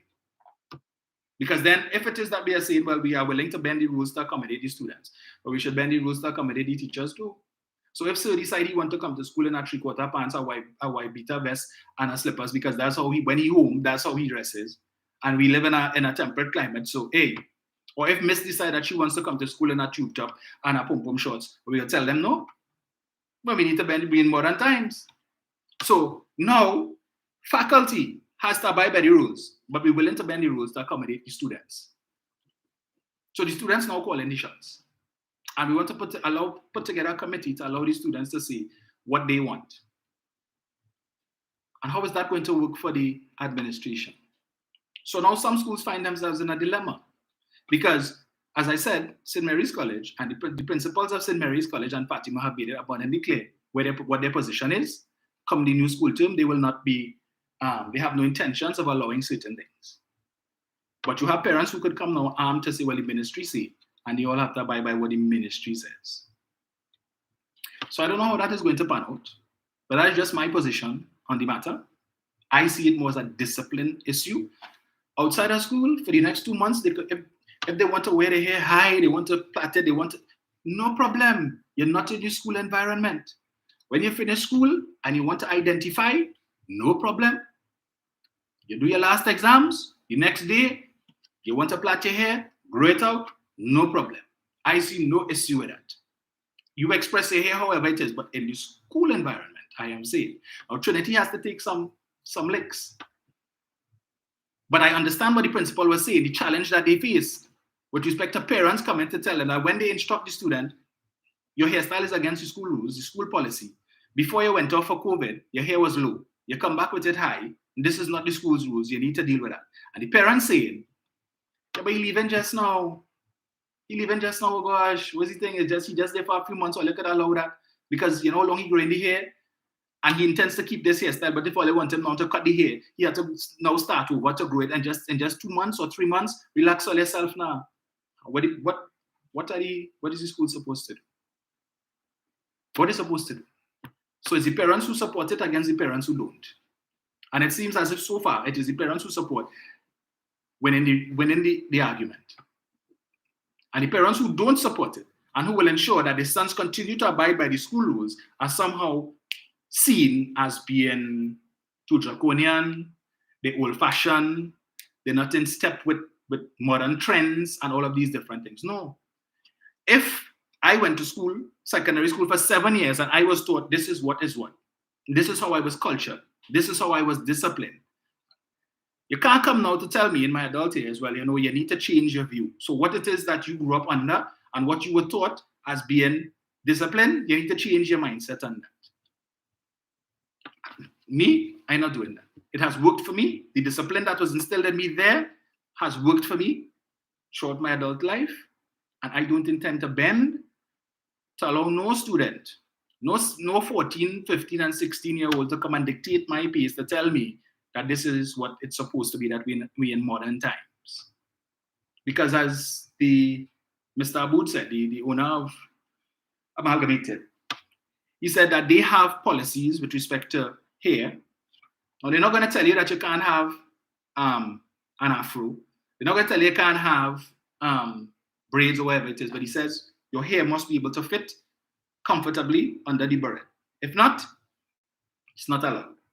They have a policy with respect to tattoos, because he said the problem they encounter is that some of the business places where they send their officers to, they get calls from some of these places where the owners have issue with the security guards having these set of tattoos and so on, because the owners of these businesses identifying that as, well, if you have a whole set of tattoo, you're probably involved in some kind of nefarious activity, or you belong to some gang, or you previously belonged in some gang, and they send you here, and you might be thinking about scoping out my business place to rob me. And so they get complaints from business owners now who tell them, now, well, you need to send somebody else in. But he says, but the majority of a lot of the people that they're getting now, and he has over 10,000 employees, a lot of the people who are coming in, particularly for the security jobs, are persons with tattoos. Now, he says they would bend the rules a little bit, but if it is you intend to add any more tattoos that would be more visible, then you're supposed to declare it. And he said a lot of people aren't doing that, right? So what are they left to do? And again, I am saying it is an issue of discipline. Outside of the school environment, I have no problem with the hairstyle. It could be how high, it could be whatever fancy style, but discipline, and as the CIC principle says, a student is supposed to look like a student. And when did that traditional look of a student change? And who changed it? How are we allowing students to dictate the pace? I just have an issue with it, but I'm seeing someone saying here that the policy from the Ministry of Education should not be ambiguous. The responsibility rests on the parents for their children. Yes. So he's saying, while I hear what, right? So the responsibility, okay. I agree with you, that the responsibility rests with the parents. But in the same vein, that is something clearly new. Because when I was growing up, I couldn't tell my mother, I want to grow my hair, even if I wanted to. I couldn't do that. And yes, the responsibility lies with the parents. But if a parent decides that they want to, they parent their children however they choose to, right? That may not be the best. So some parents allow their children to get away with murder, whoever it is that they want. Some parents don't do that. But if you come in Form 1 and the school tells you, so you're coming in Form 1, these are the rules. For the whole time that your child was in primary school, you're custom cutting the hair. Low, because in your mind, that is how a student's supposed to look. Unfortunately, some people, when the child becomes a teenager, their thinking changes. So they feel now they need to ease up on the reins. So I'm not going to be as strict because you are now entering that adult phase. And therefore, you're more mature and more responsible, so I could give you a little more leeway.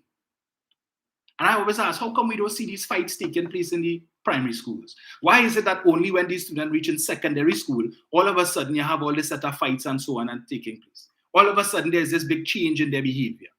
What leads to that? And again, it is because a lot of parents now are relaxing the hold that they have on the children because they want to be their children's friend.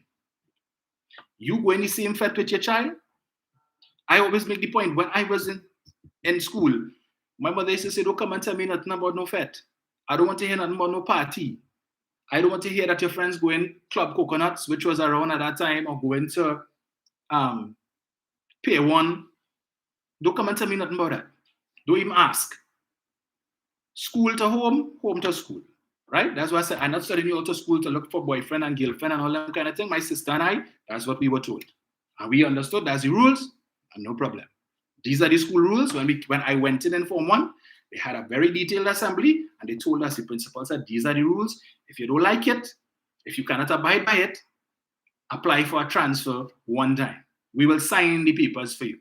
But we are not going to tolerate anybody coming to our school to break the rule, to bend the rules, and tell us to make any adjustments. It's not going to work here. So you were given that option. Yes, you have responsibility for your child, and we have responsibility for maintaining discipline in this school. And we will not encourage indiscipline. So we give you the option now. If you cannot abide by these rules, if there's any rule in here that you don't support, and you know that you would not be able to adhere to, feel free to find another school to send your child to. Plain and simple. That has been the rules. It has been so for decades, and it has worked.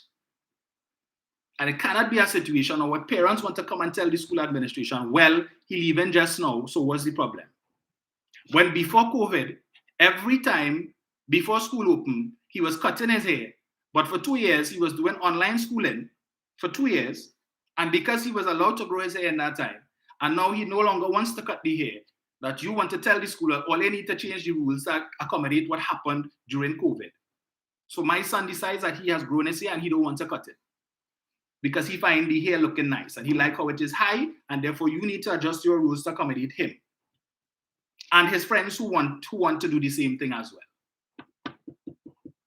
So then what other rules? So then when they come in September, just get them the rule book and say, here, we'll go through this and let us know which rules you're all okay with and the ones that you have a problem with, so we could change the ones that you have a problem with and we wouldn't have any situations as obtained with that graduation ceremony. So if my son want to come to school with socks and slippers, let him do it. And any day he decide he don't want to wear the uniform because he feel he want to wear jeans and stuff, let him do that too. Or my daughter, whatever, if it is she feels she don't want to wear the uniform today because it's Friday, no problem. Allow them on a Friday because it's just Friday. Let them do what it is that they want to. Where do we draw the line? So on a Friday, or if it is you want to wear the earring, no problem. With modern times. No, when he's home, when he's going out, you have full responsibility for that. But you see, from the time he walks into this gate, your responsibility for discipline ends and ours starts. From if it's 7:30 to 2:05 or whatever is the time. You see, in between there, when he is in our custody, he is subject to our rules. As soon as school is over and he leaves and he walks out that gate, he's subject to your rules. We have no say what he does after the last bell rings and until the next morning. What happens in that time period, he is your responsibility. She is your responsibility. But we have been given a responsibility for a particular period of time, and we will operate as we see fit to ensure that we deliver on our mandate, because we don't need the distractions. We don't need the indiscipline. So that's just my point, but I know some people will disagree with me, and I hear that. I welcome it. So Kimberly says, I agreed with you, but my son hair was low, and when he getting ready for school, I would tell him to forget to comb your hair. He will just point at his head and tell me, let me get this here. Right. It's not my hair, it's my brains. And believe me, he was right. But this parent wouldn't allow my children to leave home with his head high. No way. Thank you, Kimberly. Angela says, leave them. If the law taken, they will have to obey the rules. Correct. Jennifer Joseph said, I agree with you 100%. The world has become where the tail wagging the dog. And that's the situation. I know what's also interesting too. Some of the very parents who are today advocating that you should relax the hair rules know that when you all were growing up, back in the 70s and the 80s and so on, that if you had a young man courting you and he came in front of your father's door with his hair like that, as soon as he leave, your father would have tell him, don't bring him back in my house. Well, you know your father would have do that, because he would have a mindset as to how a student's supposed to look, right? So if it is he see any kind of hairstyle that he don't agree with, don't even bother to bring him back in my house. Or he just, what's your intentions to my daughter, right? Because he already formed an opinion in his mind. And someone is saying, parents will take the school to court. Yes, that's the unfortunate thing. Just to have their own way. Just to have their own way. And that's why some students are able to talk back to their parents and tell them what it is that they want. So who is really the parent in the house? The question has to be asked. Some parents have no control over their children, because some of you all not even holding on the reins anymore, you know. You let it go. As soon as they reach 15 and 16, well, all right. You allow them now. Yeah, thing. Because you want them to be your friend. No, my brother was still cutting our tail at age 18 and 19. The last cut tail my older brother got, he was 21 years old. You go on the road to fight, and my mother telling you, don't leave the house. Well, that piece of cable, armed with, I went and meet him in the middle of the road and cut his tail good and proper. I told you it wasn't to leave the house, right? Because you already had an incident in your early years in school. You ended up in a fight in school, take up a piece of 2x4 and hit the boy with it, right? The boy ended up in the hospital in a coma. And my older brother was facing, potentially, if that guy had died, a manslaughter charge. You know how much time my mother went up to Mount St. Benedict to bruise her knees, praying for this boy to come out of this coma so that her son wouldn't end up behind bars? Fortunately, the Lord heard her prayers. And the boy came out of it, right, and everything was good. But she used to always say that. Once you're living under my roof, you abide by my rules. And if you can't abide by my rules, you know what to do. Hit the road. Nobody coming to challenge me in my house. I feeding you, I sending you to school, you're living under my roof, it's by my rules. Again, I stress the point, I have no problem with the hair, but you cannot, in the school environment, if the principal is telling you basically parents want to tell the student, the principal now, how he should run his school. When did we get to that point? So now this is the dilemma that the CIC principal is facing. But he has made it clear he intends to put his foot down. And when they come in September, he is going to let the students know, let the parents know, this is how St. Mary's College is a denominational school. We are government assisted. We are not a wholly government school, and therefore we still have some level of power to decide how we run our schools. Mahasabha was forced out the door. You know, they don't play with their schools. They couldn't care what the ministry say. These are our rules, and this is how it is going to go, right? And then they will come and boast about how their students do so well because their students are disciplined and all of that. And what you're seeing taking place in other schools wouldn't happen here because the Mahasabha this and the Mahasabha that. That's why Satmaraj used to always be in contention when it had the issue with the teacher who was the Muslim teacher and the hijab and all of that. Well, remember that the thing when he tell Kamala she would pay a hell of a price. A hell of a price. Yeah, because she sided with the school teacher, which was the right thing to do. But again, in Sat's mind, these are our schools, we have rules, we have standards, and we are not prepared to let anybody come in here and compromise those standards because in his mind, it is these standards that has resulted in the level of success that our school has enjoyed, the level of success that we could boast about, that our schools get so many scholarships all the time. And it's because why? This is how we operate. These are the rules. And if you can't abide by it, go somewhere else. We cannot be allowing students to dictate the pace. Now, I see, as I said before, the ministry has said the school has to convene a committee comprising parents, students, teachers, principal. I would love to be sitting, to be a fly on the wall in one of those meetings to see how that is going to work. And the problem is, but the only issue is, it's a minority of students who want that. A minority of students. And something that only developed in recent times because of the unfortunate situation of COVID that allowed some students, because otherwise the parents would never have allowed them to grow their hair.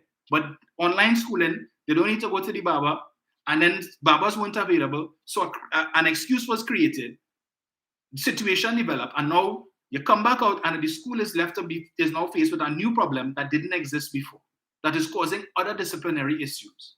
Because when it is, if they bend every time a parent has an issue and find that the school needs to relax, then the school needs to, where do we draw the line? Where do we draw the line? And I just say, I mean, parents, you all need to establish some standards for yourself, because this is just me, right? And I'm going based on how I grew up and what I consider to be fit and proper. My interpretation of propriety. And I think when you're wearing a suit defines some people. And there are certain things that we expect to see. And you're wearing a suit with a sneakers that is totally off from the color. Come now, man. I don't like to see it. Well, maybe it's the style. But for me, I don't like to see that. You know what? Dress up your shirt and tie, you put on your jacket and so on. And the shoe, you have a nice, decent dress shoe, and you're looking well put together. Well put together. You see, looking good there? But you come in, the pants just above the ankle. You have on white sneakers, no socks. You didn't even take some cream, some lotion to put on your foot. So your ankle looking ashy, right? You have your pants just above your ankle. Very nice suit, well-tailored suit. But you have on a pair of white sneakers wearing a black suit. Or a pair of white sneakers you're wearing a gray suit, right? Or high-top sneakers and you're in a suit. That does not look good. For some people, they might think it does, but for me, and I see I'll give an example, right? They now have suits, short pant suits. I see this guy loves to wear it. LeBron James loves to wear these short pant suits. If it is you see Dr. Rowley bonks up in the parliament one day with ankle-high socks and a short pant suit, what they will say, right? Like Dr. Rowley gone mad. What you have on there? No. That ain't looking right. Somebody need to talk to the doc. Something wrong with you. You would tell me, Mrs. Rowley allowed you to leave the house this morning dressed like that? Because we are accustomed to, we see it well put together. And we have an idea, perception of what somebody wearing a suit supposed to look like. But we would have an issue with that, right? Just as we have a problem with Arnold Roberts in the Senate, because we are accustomed to a certain level of decorum in the Senate. We expect certain contributions, not what it is Mr. Roberts and Mr. Naked have taken to do. And therefore, if the president of the Senate is to allow these men to continue to do what it is that they do without challenge, then it means Kamala Prasad-Bissessar could populate the Senate with a bunch of people like that who heap shame and disgrace on the upper house because they don't care. You come in there and say some of the nastiest things, the worst of things, inside and outside of the parliament. We have a certain, we want better in the politics, right? We want men and women of caliber and whom we could be proud. But when it is that on the outside, you're doing lives and saying some of the nastiest things, or the president making appointments based on pum-pum politics. And what I just played there for earlier, that Dr. Rowley, women going to which house? The Prime Minister's residence, that you go down to a corridor and then you pass 3 dogs and then you pass a parrot and you go down some stairs into some basement and all of that kind of nastiness. When did our politics descend to that? In the days of Basdeo Pandey and Patrick Manning, it was never so. Yes, there used to be pick-on and exchanges, but not to the level of nastiness that we now have coming from that side. That level of nastiness is totally uncalled for. That you feel it proper to go on national TV and national radio and call the Prime Minister a lazy son of a, and you think that is okay. Knowing full well that when it is that there are people who are listening to this thing on television in the house, and their children within earshot hearing you say that on 3 occasions in one meeting, and you feel that is okay. That it is okay to put up a sign in Oropuch, hide your children from Rowley. That it is okay for your supporters to go to the zoo or a petting zoo and have a child, and you see a donkey, and the person telling the child, "What is that? What is that?" And the child said, "Donkey." And the parent said, "No, that is a Rowley. That is a Rowley," right? And that is okay. That is fit and proper for the politics, but we claim we want better. We want better. But that is the kind of thing that people like Gary Griffith wouldn't denounce. Yeah? But you want better politics. Remember under the COP, the chant was new politics. New politics. Well, now we're seeing what their definition of new politics is. The level of nastiness that, and you would not see them kind of thing on a PNM platform. The things that they say and do, you would not see. You don't see any member of the PNM Senate doing lives, the kind of degrading things that this man does. Rishi Sukai get an appointment, you vex, right? I find he looking a little shifty. I see first thing he come in the parliament there, he looking a little, like, as if implying that the man is a homosexual. Why? Because he no longer supports your party and he supports the PNM. You're calling the Minister of Energy small pin. Paris is tight pants. The Minister of Public Utilities is what? The Minister of Man. And all kind of nastiness like that. And people like Vishnu Raghunath not going to come out and tell them, hey, better than that. But you want to pull up the Prime Minister. And therefore, if it is that we are not willing to abide by the rules, the standards that we have accustomed to, and we are lowering the standards and lowering the bar, then what else we expect? And that is why I say, the people that you see being arrested, more often than not these days for crimes, falling in the age bracket of between 14 to 29. And we have seen these practitioners who have been in the education system for 20 plus years and 30 plus years are telling you that it is over the last 20 years that they have started to see a fall in disciplinary standards in schools. That teachers now no longer want to discipline the students. So from the time the student act up, go by the dean, go by the principal. And these principals were saying that yesterday, that they have to now call staff meetings to let the teacher know, you are the first port of call when it comes to disciplining students. And you cannot simply wash your hands of it that when a student starts to act up, that you decide you'll send them, let the dean deal with that, and let the principal deal with that. When it gets, as the principal said, when it gets to his office, that is when all bets are off. That attempts were made to treat with the problem in this, because when the parent comes into the school, they want to ask, so, all right, so what the teacher did? The teacher just sent him straight to the principal. So there was no interventions in between.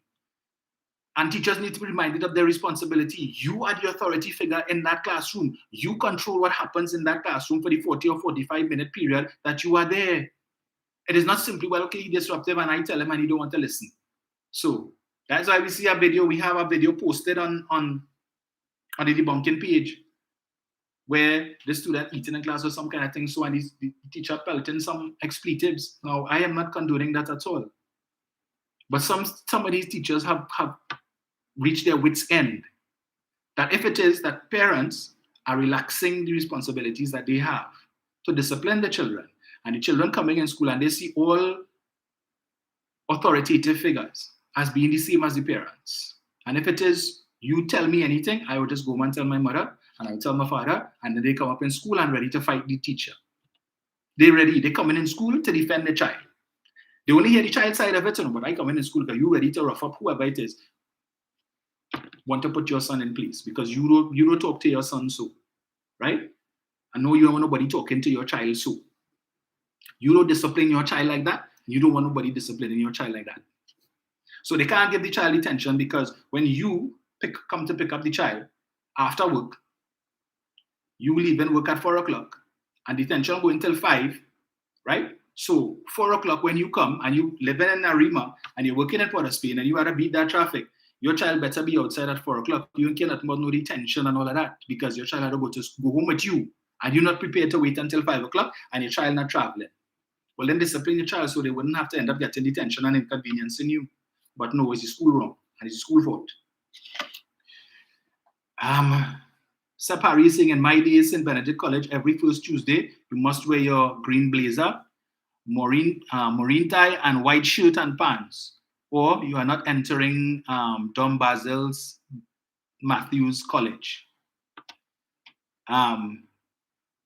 Angela Melka is saying, and you are right, it's a minority that is behaving like rebels, converting the other students to wrongdoing. Angela says, well, back in the day, women would put shoes in bag and wear tennis shoes when they were on the street and they had to walk far. Somebody says, Rosemary Hadley says, I will let my dog behind the man.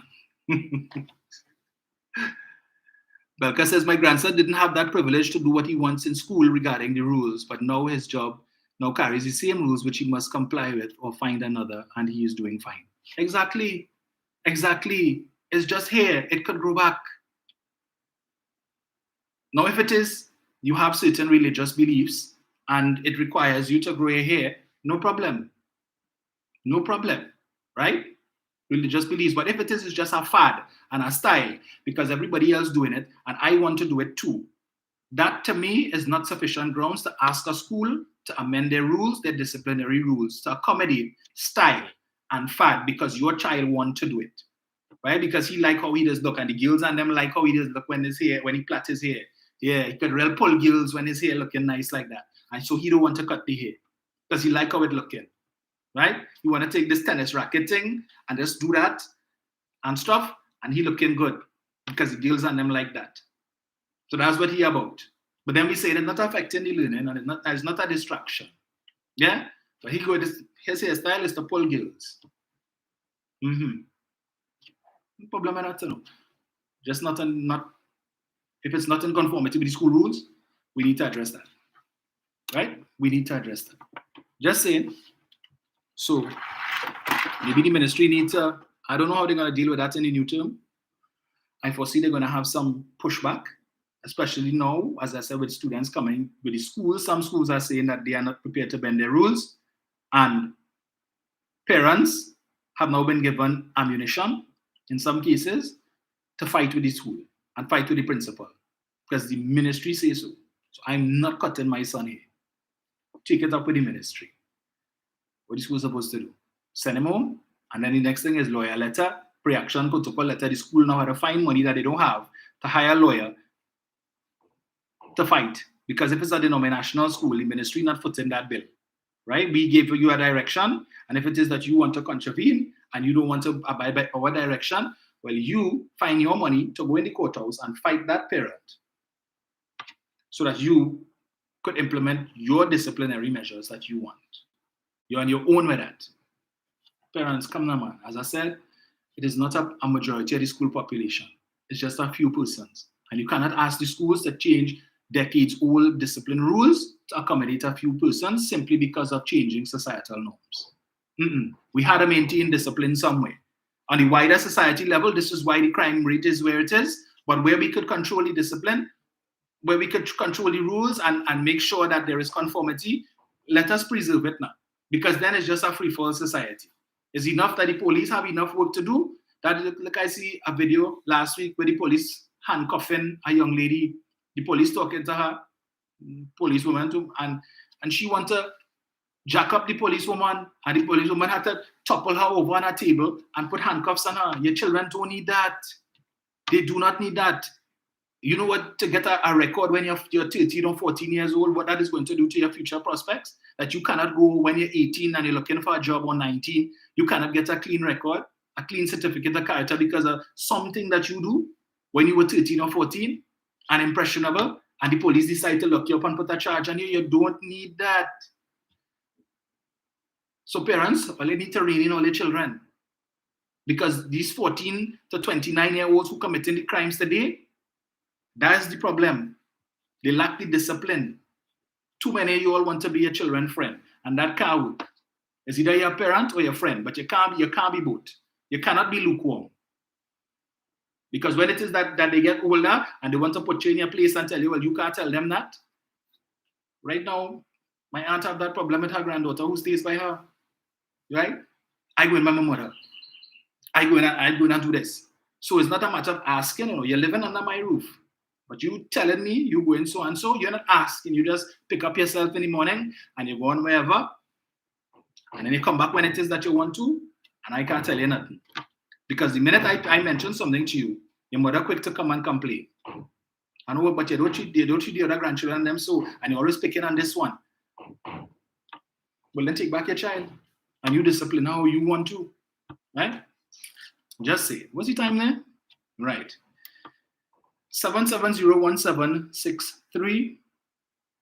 I'm gonna put this thing on here. There's somebody to touch on in the intro time.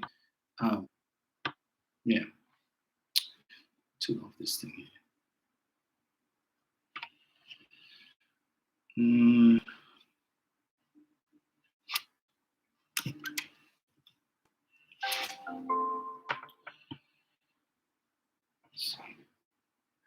Hold on, Jen. I'm just waiting for this thing to connect.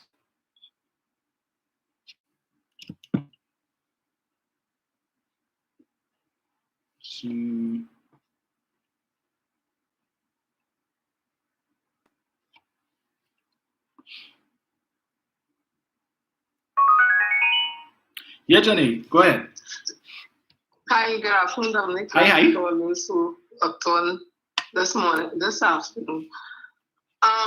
Dominic, I see that you're passionate about this conversation, but I'll tell you what, let us don't conflate everything. When it comes to discipline, whether or not the Ministry of Education would have sent a policy out, which I agree shouldn't be so ambiguous about the hairstyle. If your child don't have discipline, don't matter what the ministry talk about here and how they should come in the hair will not be the discipline factor, because they can send your child to school with the hair neatly and whatever, and the child has discipline and there's no issue. However, I also say on the same side, if the school rules that it must be like this or like that, rules are there for us to follow, so we'll be more disciplined. My challenge with this whole thing is this, and I'm taking it outside the school for a minute. Right. Because I myself am a Rastafarian and I have been subject to discrimination.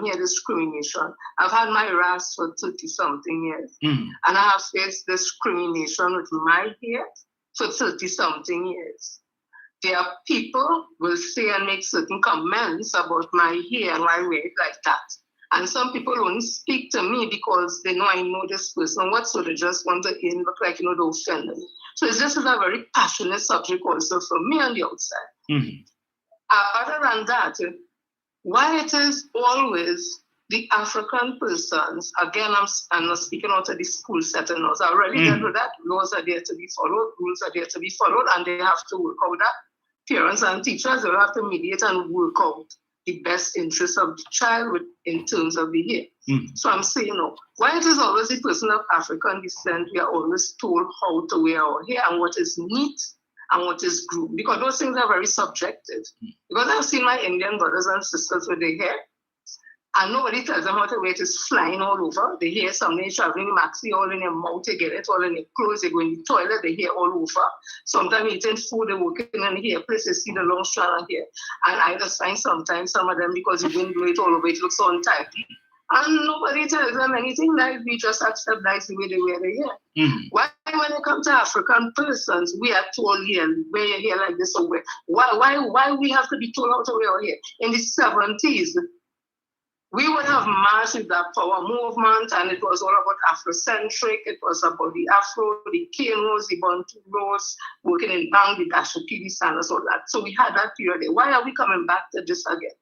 If that school had done due diligence, whether or not we had COVID-19 and the children here were being grown or nothing, if they had done due diligence and when the child came with the hair, so if the school rule is not to have it, they tell the child they can't come here after mediation with the parents and we can proceed and they still want to come, put them on the same down way because they will still face lawsuit anyway now. So better had a treat with this from before and make this issue. And the thing that make it worse, why I think some they get it flat, because Trinity could have dealt with it differently. Yes. You waited until, yes, you would have told them don't come with the hair like that, and you spoke to them and they're not listening to you. Yeah, I hear all that. Why you wait until an occasion? Because those boys are in sixth form. So it means that they're students who are doing well in school. Why you wait until the day to teach them that profound lesson? And then in the church, when everybody is there to tell them they can't come up with the hair. You see, that to me seems as if you premeditated how you're going to punish them. And punishment mustn't be punitive.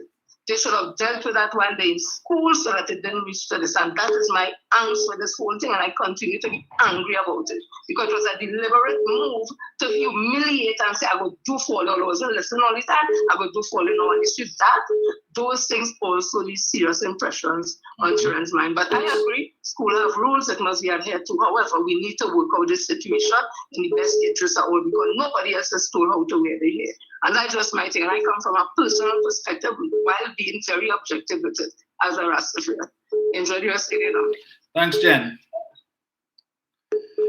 Yes, and I agree that the school handled that in a very, very poor way because if, as the principal says, for over a year since the students came back out from COVID, that they've been impressing upon them the need to conform to the school rules, you had a right to treat with it then and there. And so the way they went about it was totally, to my mind, inappropriate.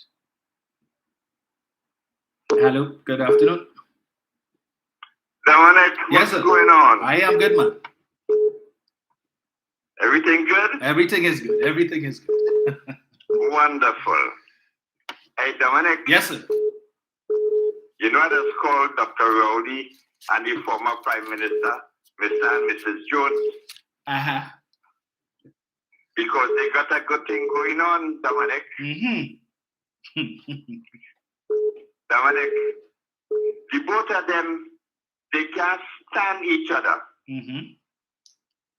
Anytime you hear them, they're going at each other jugular. Yes. How come the both of them came as one to go after what Mr. Manning left there? Look how much things the former Prime Minister got rid of that Mr. Manning left there. And Dr. Rowley come at the end and he go on a tail and get rid of CNN chief for them. You see how they can work together, Dominic? I will leave it here. Thank you, sir.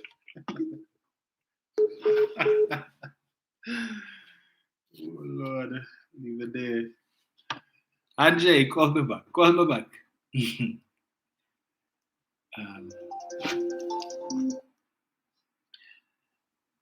Let's see here. Well, it's not morning. Afternoon, Angie.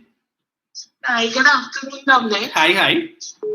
Dominic, I just want to say a little thing on that here issue. Yes. Right? Mm-hmm. Well, you know where I used to work, right? Yes. And when I started, people started to notice, actually, I was the first and only person in that particular office, so everybody was kind of scared, right? Yes. And one person used a remark, a senior person, and I sent the message straight back. I said, this is my year. Mm-hmm. And if I cannot be allowed to wear locks, then no braids, no weave, nothing like that coming in here, because this is my year. Right. Well, my mouth was spicy when I read it. So like she told herself she couldn't deal with me. Right. So I was left alone. I never had a problem. Even when I went over to the other, I was the first and only person in that particular place. I never had a problem. Concerning these children, my take is keep telling them about it. Yes. You keep it up to the week before, say, listen, you all would not be allowed if you come with your ear like that. Even 2 days before, continue sticking it so, then they would not have had an excuse. You do not wait. Dominic, we know graduation is a time when you look forward to it. Yes. Guys, your 2 minutes or 3 minutes that you're going up there, that's your glory time. Correct. And to do them that was not nice. Yes, rules are rules, whatever the case, but you do not wait until then to do it. That already was nice. Yes. But for me, I never had a problem. One person I tell you use a remark and I send the message straight. If you try to interfere with me, this is what going to happen. And I never had a problem. Because my hair always clean, it's always neat, it's always well wrapped, so you cannot say it all over the place. Yes. Yes. So, have a good evening. Thank you. You too.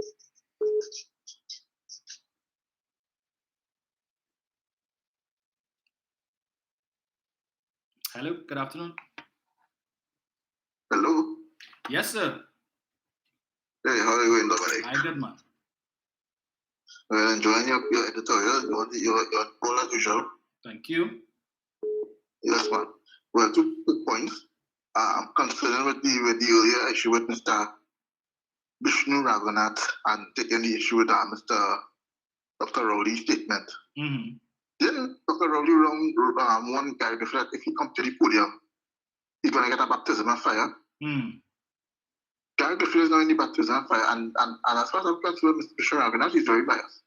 Because there was other comments made on the political podium for the last donkey years. Black man, Oreo, Steve Master name. Like he forget that. Where was he? He been? With respect to the that issue with the so-called hairstyle and stuff like that, now, see, that is a kind of issue, my thing. I like to say that dichotomy. Yes, I understand the fact that black people have been oppressed because other races, but when they grow their hair long, people don't have an issue with it. But see, yes. With black people now, that different kind of thing because our hair is curly and we grow it in dreadlocks and hats. At the same time, too, rules are rules. And if the authorities give leeway, it will open up another Pandora's box. And to give an example, the issue of LGBTQ. Remember that? Remember the LGBTQ is right around the corner. Yes. And right now, the different government stress right now that they're accusing the authorities of bringing books concerning LGBTQ, which is a blatant lie. Right. I don't know where this got that from, but I've also did an next talk where too, whether black culture is considered black trash. If I talk about that, I will give an example. I don't remember. I don't know if you recall seeing now going viral where women from America twerking when they went to Ghana. No, I haven't. To the place where they were. Hello. No, I haven't seen it. Yes, you should check that. They went to Ghana to the place where they lock up for the whole Africans to transport them to America. Safe trade them.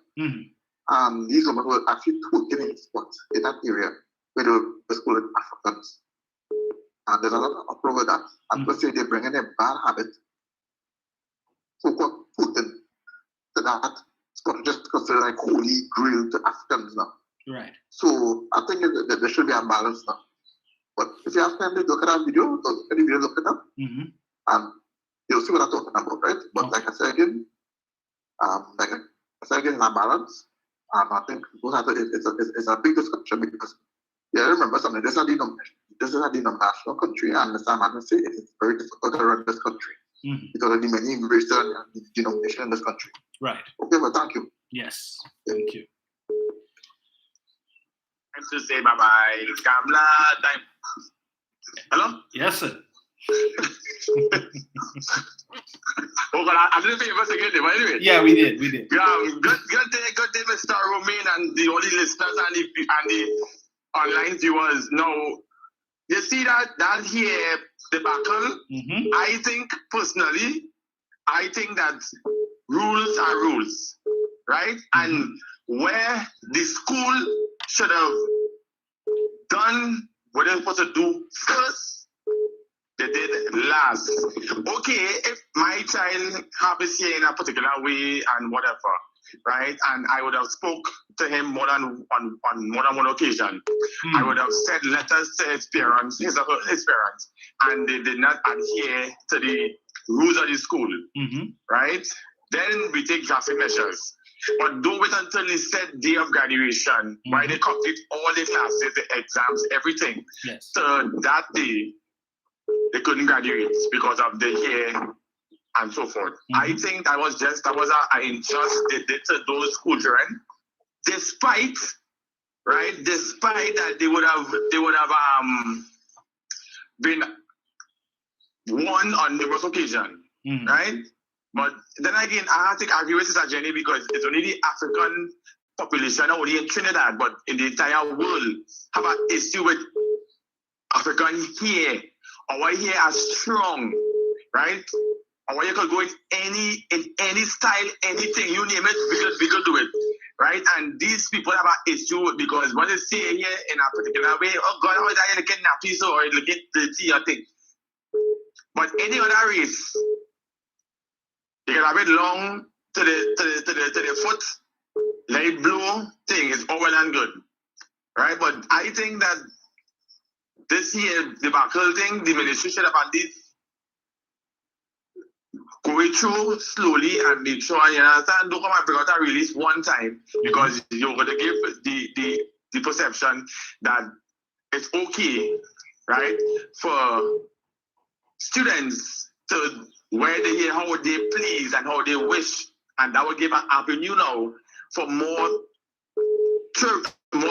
for the parents now to have no control over the child because monkey, as they say, monkey see, monkey do. If they had that, I want that too, and it will be going too, right? So I put that to rest. Okay. The next thing is, you see that Gary Griffiths who put that video with this man Trinidad Jersey. I think personally is a gross disrespect, right? That you will allow somebody to literally take a jersey from a political party and do that because despite the election or whatever, you trying to get the support and so forth from people. Why would you go to the lengths to make a video of doing such? Or they just do that to aggravate the electorate more. And you want my vote? No, Gary Griffith, you lose real points there. Despite the situation, you remember in that time, Dominic, some UNC person would have taken a P&M jersey and put it on a door or something. Yeah, so if only trying to get people to vote for their party, let me put it cleaner. You won't see a P&M supporter take a UNC jersey or NTA jersey and do what they like with it. Yes. You understand? But then again, that is UNC and NTA style of politics. So yeah, I'm locked on and listening. Thank you, sir. Yes, and I'm sure that as time progresses and as the campaign wears on, it's going to get even nastier, unfortunately. That's what we accept. Brian, Good afternoon to you, Mr. Dominic. Greetings, sir. How are you, sir? I am good. Good afternoon to your listeners and callers. Dominic, Vishnu Raghunath, as far as I am concerned, this one-man group of counselors could go to hell. I see it straight up. I have heard the most deplorable things on Monday Night Forum. Mm-hmm. The most deplorable things on social media have been sent, pictures et al. I have never heard Vishnu Raghunath write anything or make any comments. I saw a superimposition picture of a gorilla and Dr. Rowley's face on social media. What does Vishnu Raghunath have to say about that? Or as you rightly asked, is he waiting for a report to come to him before he comments? Dr. Keith Rowley has over 40 years experience in politics and knows exactly what he is saying and how to say it. You just come people want to come because a 2x4 fellow who can raise 10% of the electorate to work for him, and half of them you don't even know personally, you never met before in his life, who had to pimp 10 people in Point Fortin and prostitute them from the UNC in order to go up for elections in UNC. So you have people in Point Fortin. Could write to you and tell you about here, like what Dr. Rowley saying. Everything about him, he doesn't want anybody to say anything. So Mr. Raghunath could go to hell. He and the one-man counselor team. Dominic. Yes, sir. First thing about the hairstyle. Now, I know I'm touchy something because I find it rather touchy. Yes. For me. But you spoke about it. Now, this is just my opinion, people. Please, don't get on with me. But when I went to school, in my school, I was a prefect. Right. A prefect was the one who had to ensure that the rules of the school were maintained. We used to walk around. There was a male and female prefect on particular days. We would walk around and ensure that the students comported themselves in a certain way and adhere to the rules of the school. The only time you could wear sneakers in our school was when it was PT day. And you could also wear a white jersey as well. A white, clear white, no color on it, no black and white, no green and white, no red and white, no yellow and white, no nothing. Pure white jersey with your normal school pants, and you could wear your sneakers because that day was your PT day. On the other days, you comported, you had to make sure your shirt was in, or your jersey was in your pants. Your ladies had to be well attired. Your hair had to be well kept. Those were the rules. When graduation time came around, I remember growing out my hair a bit, not much, but I had an afro because in those days we had an afro comb. So my mother had plait my hair before, but I didn't plait it to go to the graduation. Right? But the point is that if there are rules for a reason, it instills discipline in a child. It lets the parents know how your child is coming up, if they are adhering to the school rules and so on. Because there was a report that not only gave the term marks, it also had a part for comportment, absence, how many times you were absent, and so on, and amongst other things, as well as a comment from your class teacher as to exactly how you were performing and how was your discipline during that particular school term. There was a reason for that, because it was a way of growing you up to understand that there are rules to be followed in life, and as you become older and so on, wherever you decide to work, there will also be rules. I don't want to comment on how that particular school, what they did with those students, because I also have an opinion on that as well. I found although it came into the public domain, And I saw the minister, and I have to agree by saying, let the children wear the hairstyle. We will discuss it, but for now, let them wear the hairstyle. However. I have a problem with that. I seriously have a problem with that. And I believe that your hair is supposed to be neat and not styled in an outlandish way that you could put on weave and wear it long down to your back, down to your waistline, and it's not your hair. And you can do your hair neat. Yes, okay, somebody wants to wear it, but not outlandish in such a way that it becomes I want to look better than Michelle. I want to look better than Janice. I want to look better than whoever. It becomes that style. It becomes a competition more than what you are going to school for. Because if you go in the army, you have to comport yourself in a particular way. There are uniforms, there are rules. If you're in the police force, there are rules and regulations. And other places, like for example, where I work in the refinery, the Muslims have to wear their beards short because in case of an emergency and you have to put on a face mask, it has to cover your entire face, not leaving any gaps for air or smoke to get in.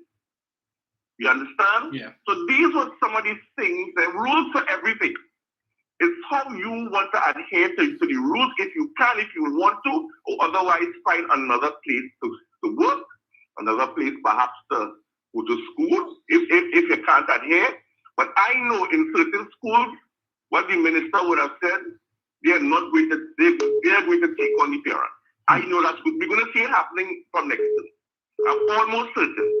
Because some schools are not going to say, listen, I am not tolerating that hairstyle.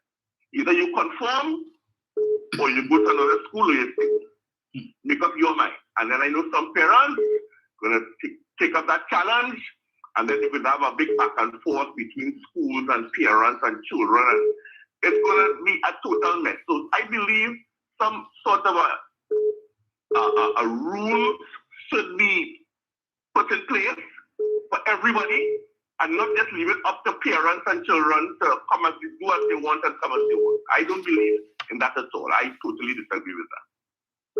Thank you very much. Thank you, sir. Anjay. Thank you very much. Anjay, go ahead. Yeah, Dominic, can't hear. Yes, ma'am. That was Brian, right? Yes, it was. Well, I hear Brian mention you have rules in the army, you have rules in the police service. Mm-hmm. Brian, there are Rastafarians in the police, at least police officers wearing their hair. Well, they have locks there. Now there are. All right? Thank you. Hello, good afternoon. Hello.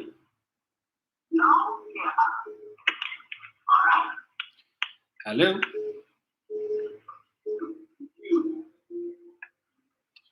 Six 627, go ahead. Hi, good afternoon. I'm so happy that I'm able to get in. I have to load on my phone. Okay. Are you hearing me? Loud and clear. Hi, hello. Are you hearing me? Yes, hearing you loud and clear. Right. I have to talk about this hair issue. Mm-hmm. I listen to you, and there's certain things I don't agree with, but just for clarification, one of the children who was not allowed to cross stage, whose mother was the PRO, right, hair was 2 inches higher than yours and neat. The issue for me is not about, and my son said it when they were listening to you. He said if the school had indicated after exams, they sent out the letter, you need to do X, Y, Z, and if you don't do it, you will not be allowed to graduate. We will give you a certificate the day before. Your name will not be on the program. You will not be allowed to graduate. That's a different thing. Yes. And they turned up fine. These children were allowed to turn up. Their names were on the program, and it was crossed out. To me, that was, I keep trying to not say racist. Right. It was cruel, it was vile, and it was unnecessary. Agreed. That is one. The other thing is, I have an issue with people always assigning all the rules only to black children. Mm-hmm. If you need to be neat, then guess what? Everybody should be neat. Yeah. Indian, white, Syrian, whatever, everybody here should have been short, an inch above the head. Mm-hmm. Because people seem to have forgotten, or they might not know, there's a history behind the hair and the neatness, and it goes back. Remember, churches have always run schools. Back in the day, children with long hair had a hair lice problem called cooties. Mm-hmm. So to address that, they asked them to keep the hair neat. When the churches came to the country, came to the colonies, whatnot, they simply brought the same rules. And somehow along the way, it seems to have dropped off for everybody else, but applying to African children, who here was not the problem. That needs to be addressed. I understand the ministry trying to play, you're trying to straddle. Yes. Because you know, damned if you do, damned if you don't. And in this dispensation, you're going to decorum. When in dispensation, everything will be bad, it doesn't matter what they see. Correct. We'll put that aside. Yes. But there's a history behind that. Mm-hmm. Does it still apply? And if it doesn't apply, then get rid of it. But, you know, national schools free to do what they want. Mm-hmm. I heard you talk about that is open a leeway for things to go awry. And that is what I didn't agree with at all. Mm-hmm. Because years ago, the decision was taken to allow children to wear hijab and to have longer skirts in schools. Mm-hmm. I've seen nothing awry about that, and nobody raised that as an issue. Mm-hmm. Before that, there was a young boy, I remember, who had a rash. I think he was from Lavender. And there was a whole issue about him. They didn't want him in the school. Mm-hmm. And that had to be dealt with, and he was allowed in the school with his hair. Right. Yes, they have rules. Mm-hmm. But the rules said neat. All of the children here that I saw on the day was neat.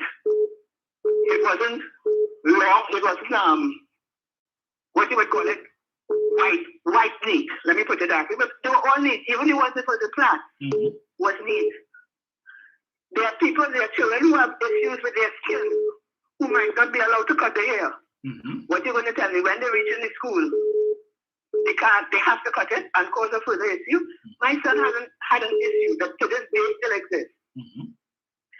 So that if you try to cut the hair at all, yes, a problem pops up. Right. So he has to keep his hair. Mm-hmm. What are you going to tell him? And the school, you know, my big issue, that happened. The school that you attended, Dominic, CIC if I'm not mistaken, had their graduation ceremony. Mm-hmm. This young boy on the pan had nice long hair. Yes. There was no issue. There was no issue, right? That happened in Trinity was racially motivated, right? I'm very plain on that. And it has to stop happening. Right? And they can no longer be saying, if neat is neat, and if you want to tell me neat is short, then everybody here needs to be short from top to bottom. Okay? The uniform is a different thing, and nobody wrote anything when uniforms were adjusted.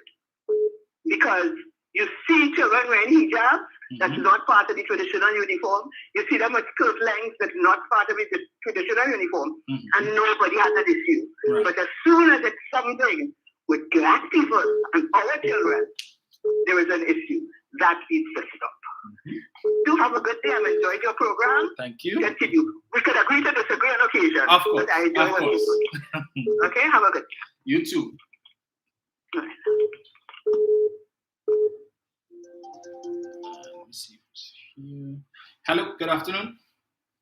Hi, good afternoon, Dominic. Good afternoon. You hear me? Yes, I am. I want to disagree with some of the things the last caller said. One, if you have a medical issue, all you have to do is take it to the principal, and the school will acknowledge that it is a medical reason or a medical issue, just as the Rastafarian has their religious reasons, and they will recognize it. As one. I think the issue is not so much that the school did not try to stop them when they had finished the COVID period. For me, yes, you would have been telling them, please try to conform. But I would have, I would I am glad that school allowed them to finish this schooling rather than stop them from coming to school because they had it because they didn't finish their education. So it boils down back to the parents not conforming and allowing the children to break the rules. Because it would have been worse if the children weren't allowed to come to school and not finish their education because of the class in the game. I don't know if you understand. Agreed. So the parents are at fault. If that was the rule and they did it before COVID, their excuses after COVID it grew out, so we leave it and then nearly finish, and it stops at the parent. Yes. Yes, the school probably was harsh, but those are the rules. And what do? And if we go to America and they have rules, we want to abide by every single rule. But we always want to bend the things in criminal to be able to suit our system.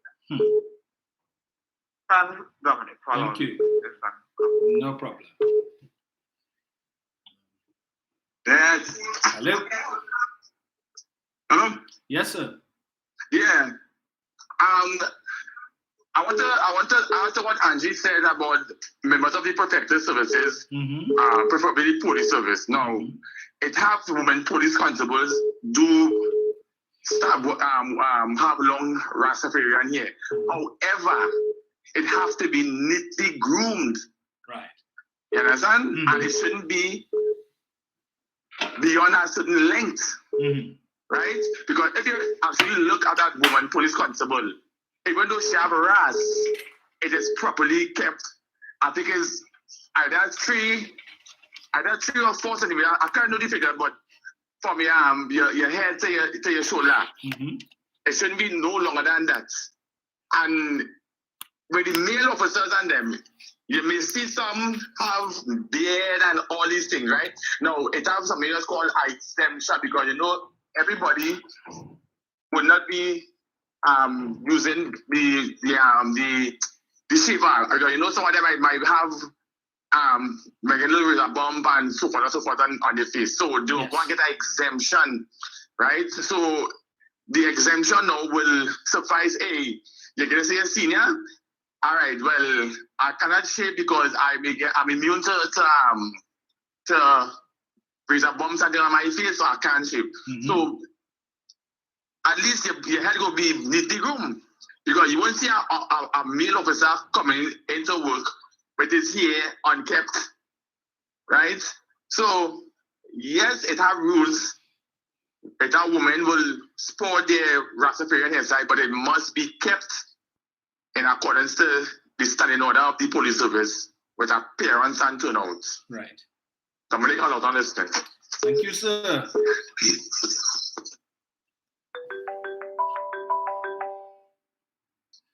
Hello? Yes, so me again. Yes, Eric, that is a fact. They are neatly groomed, and that is why earlier on when I called Dominic and I said where I started mine, but they couldn't say anything to me because mine always neatly wrapped, no hair blowing, no body face, nothing. And even when a few years went by and it went very long, I still used to have it wrapped. So you couldn't even tell the full length of my hair. But Dominic, long time I remember, when you talk about good hair, you're looking at a certain texture. She has good hair, she have nice hair, right? I think the problem is now, the little, there's a certificate banana, rice, and chana. Yeah. So to see that growing just as long or even longer, I think that's a little problem there. That hard hair could really grow. I think that's a little problem there. But I love my hair back. How about that, Dave? Thank you.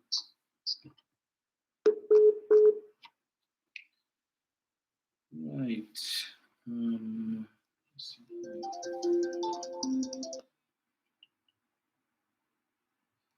Hello, good afternoon.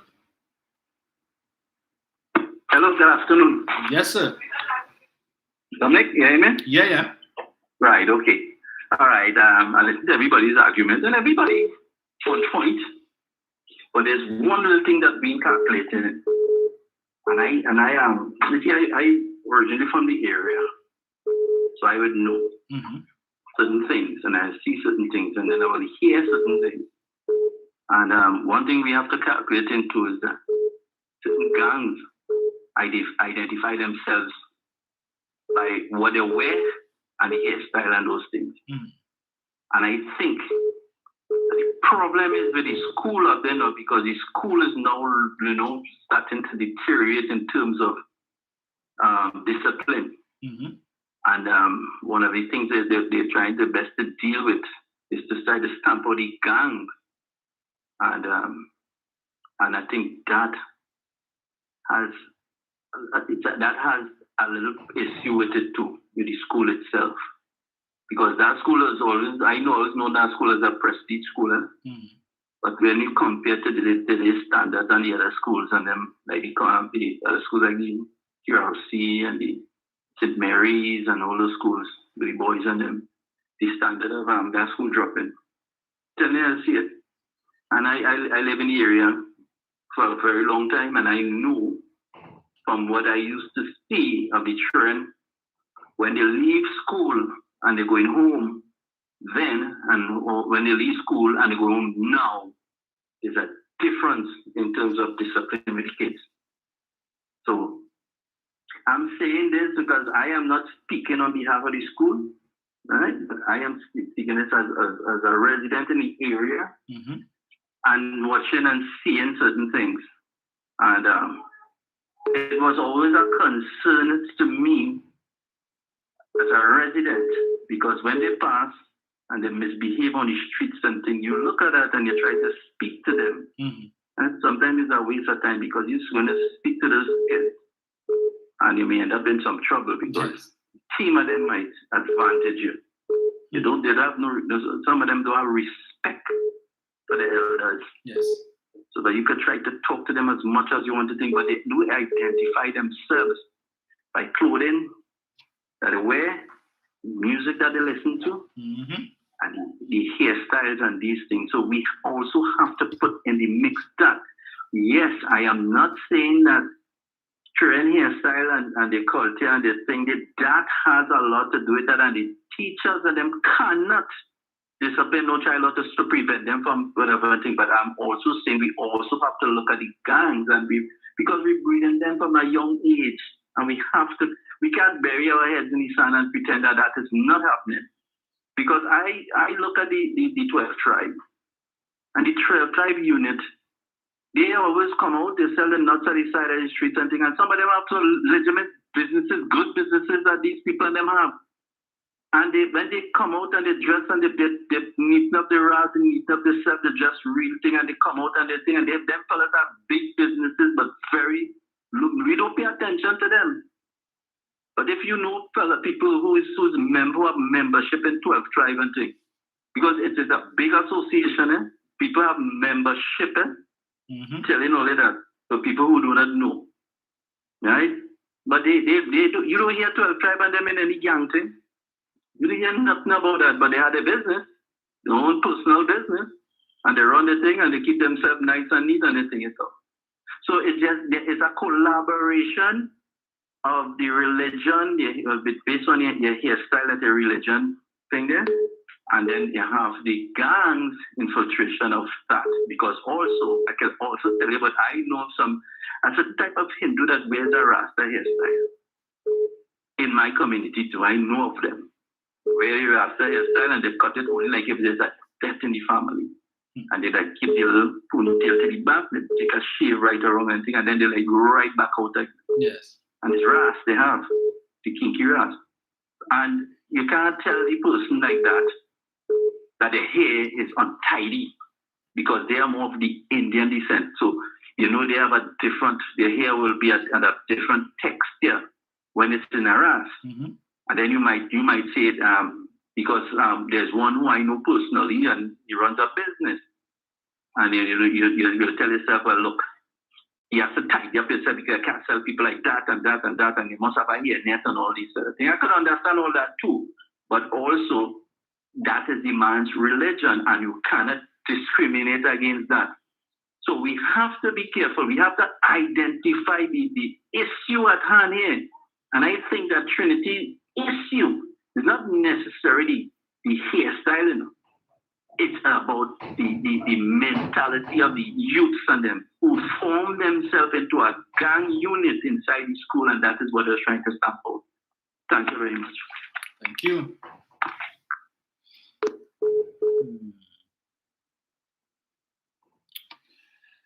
Lots of different perspectives on the matter.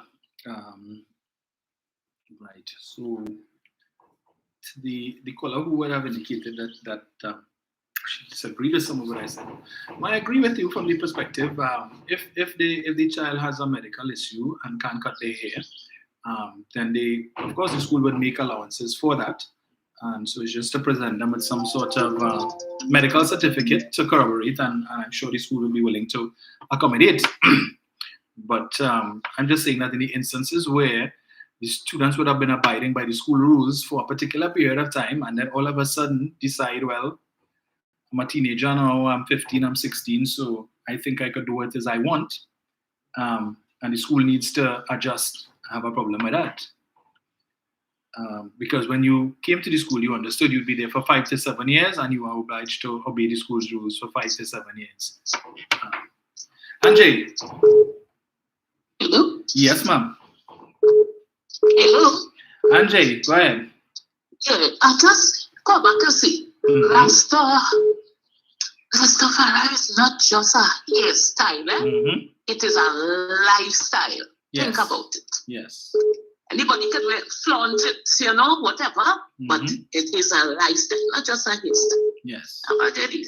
You too. Thanks. Hello, good afternoon. Hello? Hello, Dominic? Yes, sir. Dominic? Yes, sir. I ain't come long time. And the only Afro hairstyle was ever accepted in Trinidad was in the 40s, late 40s. That was when you used to take blue soap, Irish potato, caustic soda, boil it up, and slick head. Everybody wanted to be a Sugary Robinson and Nat King Cole, Sparrow, Christo, Melody. Everybody, that's the only hairstyle. I want anybody tell me that was never ever frowned upon. And in the late 40s, when the Baptist/African had to hide to pray, and steel bandman did running from police every day, they had a style called Alipang. If they catch a steel bandman and he appear in court with that style of hair and that gunmouth pants, he was sent to jail. I never really tried to find out what is the meaning of Bravi Dati, but they used to use that word and slash hooligan, and his jail he gone too. And then come 1970 with the Black Power, if you have a silver bracelet on your hand, a red jersey, and a big afro, you get locked up too. And later down, they gone at the Rastafarian. And you see Carnival Friday, Rasta's gone in hiding, because when the police swoop down on you, you ain't seeing daylight. Your daylight is at Wednesday. So they always had at one time they attacked the girls using the American term. They don't want cornrow in school, but we in Trinidad say cornrow. So there was always a problem. I bet you. It was Mr. Dean Nobrega, Rostad, the fantastic son. They never treat them the way they treat these. And the way how that board treat them, I see them as they was in the box. Assisting the white police to move Rosa Parks off the seat for a white man to sit on a con. Thank you, sir. Right. Time I went over a bit, but just to say that, I would make the point, and it was raised yesterday, that the principles of both St. Mary's College and Fatima are both persons of African descent, and they would have made it clear that regardless to race, the rules will apply to all. At least from the St. Mary's perspective, they will be establishing a specific length, and that whatever race you are, if it is that you breach that length, it would not be allowed, right? So we know that we have persons of a variety of different races attending St. Mary's College, and the riot act will be read to all parents and to all students, right? The rule will apply to all. So if it is that you are Caucasian, you're Syrian, Lebanese, and you want to come in with your hair long, you have East Indian descent, unless you have some religious reason for that or a medical reason to support your decision to grow your hair past a certain length, it will not be allowed, and you will have to abide by the rules, or so it will apply across the board. And the principal was very adamant on that. This is how he intends to operate, and he will be advising all students, all parents of that. There will be no exceptions to the rule, right? So it doesn't matter if your parent is Abood, Sabga, whoever, and they have money. That don't matter. You come into the school, you need to abide by the rules. If you don't want to, well, if you had to go to the courthouse, it would mean that the past students union, we would have to raise more money to pay for legal fees. But hopefully some of our prominent alumni who are attorneys at law and successful ones at that would be willing to take up the case pro bono for the school, should it come to that. But we hope good sense will prevail, and that the parents will work with the school's administration in ensuring that the high standards of discipline for which St. Mary's College is known, for which Fatima is known, and others are known, that they would assist in enabling the administration to maintain those standards and to get back, because certainly standards have fallen over the last 20 plus years. And we need to get back to where it was in the mid-90s and before that. Hello, good afternoon. Hi, Dominic. Good afternoon. Good afternoon. My son also went to St. Mary's. Mm-hmm. And at that time, he and all wanted to grow his hair. That was a thing. Yes. Grow your hair. I said, no, sir, not under my roof. I feed you, I clothe you, you do what I said. Right. Oh, mommy, I said, no. When you reach A levels, you could do it. So since A levels, I wanted to buy the hair. No, that is not the school rule. Right. A levels, I said, no, sir. You bring all your A's here for me, your subjects to do it, and then maybe I will think about it. Don't shock the boy got all these letters, or the trouble after that. But we go with the rules. Now, if we don't have rules, we don't train our children from rules from school. Mm-hmm. What will happen to our society? Mm-hmm. You have a society that's going crazy because everybody wants to do what they want. Mm. These same parents that they're siding with their children to get their children into school with their hair like that will go to the American embassy. You cannot work with your cell phone. You cannot work with none of these devices. Do not go into there and sit there for hours to get that without following the American rules. Mm-hmm. And they will sit here quietly and do it. They never make a fuss because everybody with a cell phone on them all the time. Yes. They cannot go there. You have to follow rules. And if we teach our children from school that you can do what you want, what is going to happen? Correct. You know what I mean? You just cannot teach your children from school, follow the rules. And I have seen it, and I also told my daughter she was going to Bishop. You're not even straightening your hair until I see that the papers cover those subjects. Right. And as soon as she got to, she said, Mommy, hair. 7 subjects, 1 and 2, are going to the hairdresser. Nice. Don't have your children, these same parents who making the children go with weave, but you're spending money for all these things because to braid your hair is not cheap. Mm-hmm. That is $400. And when the school asks you for funds for the school, and the money is this, that, the other, but you're allowing your children to buy these hair pieces, these weaves, and it costs money.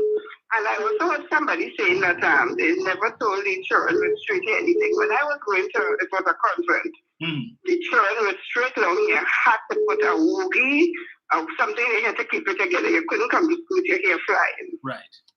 So we must follow rules. Otherwise, we would come the same way with the rules. You're supposed to wear a seatbelt. When you don't wear your seatbelt, you see what will happen. We have to follow rules. Teach your children from the school, we have to follow rules. And that's how it is. And they will go through life with rules, which they have to conform to. Okay, thanks. Nice. Thank you, and I realize your show is becoming so popular. It's difficult to get in. Yeah. Really difficult to get in. Have a nice day. Nice to see you. We're working on getting a second line soon, so we'll be able to entertain more calls. Yeah. So. Jenny. Hello. Hi, Dominic. Yes, Jen. I am very comfortable with the principal, Mr. CIC. Yes. When he said that rule for here will be applied to all students. My problem has always been it don't apply to all students. It's always the child of African descent who they seem to be tough on when they come to here. So I'm quite comfortable that if all children, whether Indian, Syrian, you have money, you don't have money, African or what, there are rules that apply when it comes to grooming of the hair is one rule and one conversation on how the grooming of that hair should be. Yes. My contention has always been, you've never seen or heard other races. There's a conversation about their grooming of their hair. So I'm very happy with CIC and I hope all the schools will adopt that same position so that you know what there'll be equity across the board and I cool with that. Yes. But I'm still saying at the end of the day, there's a bigger conversation outside the school with regards to people of African descent and the way we wear our hair culturally. But because to the principal of CIC. Thank you.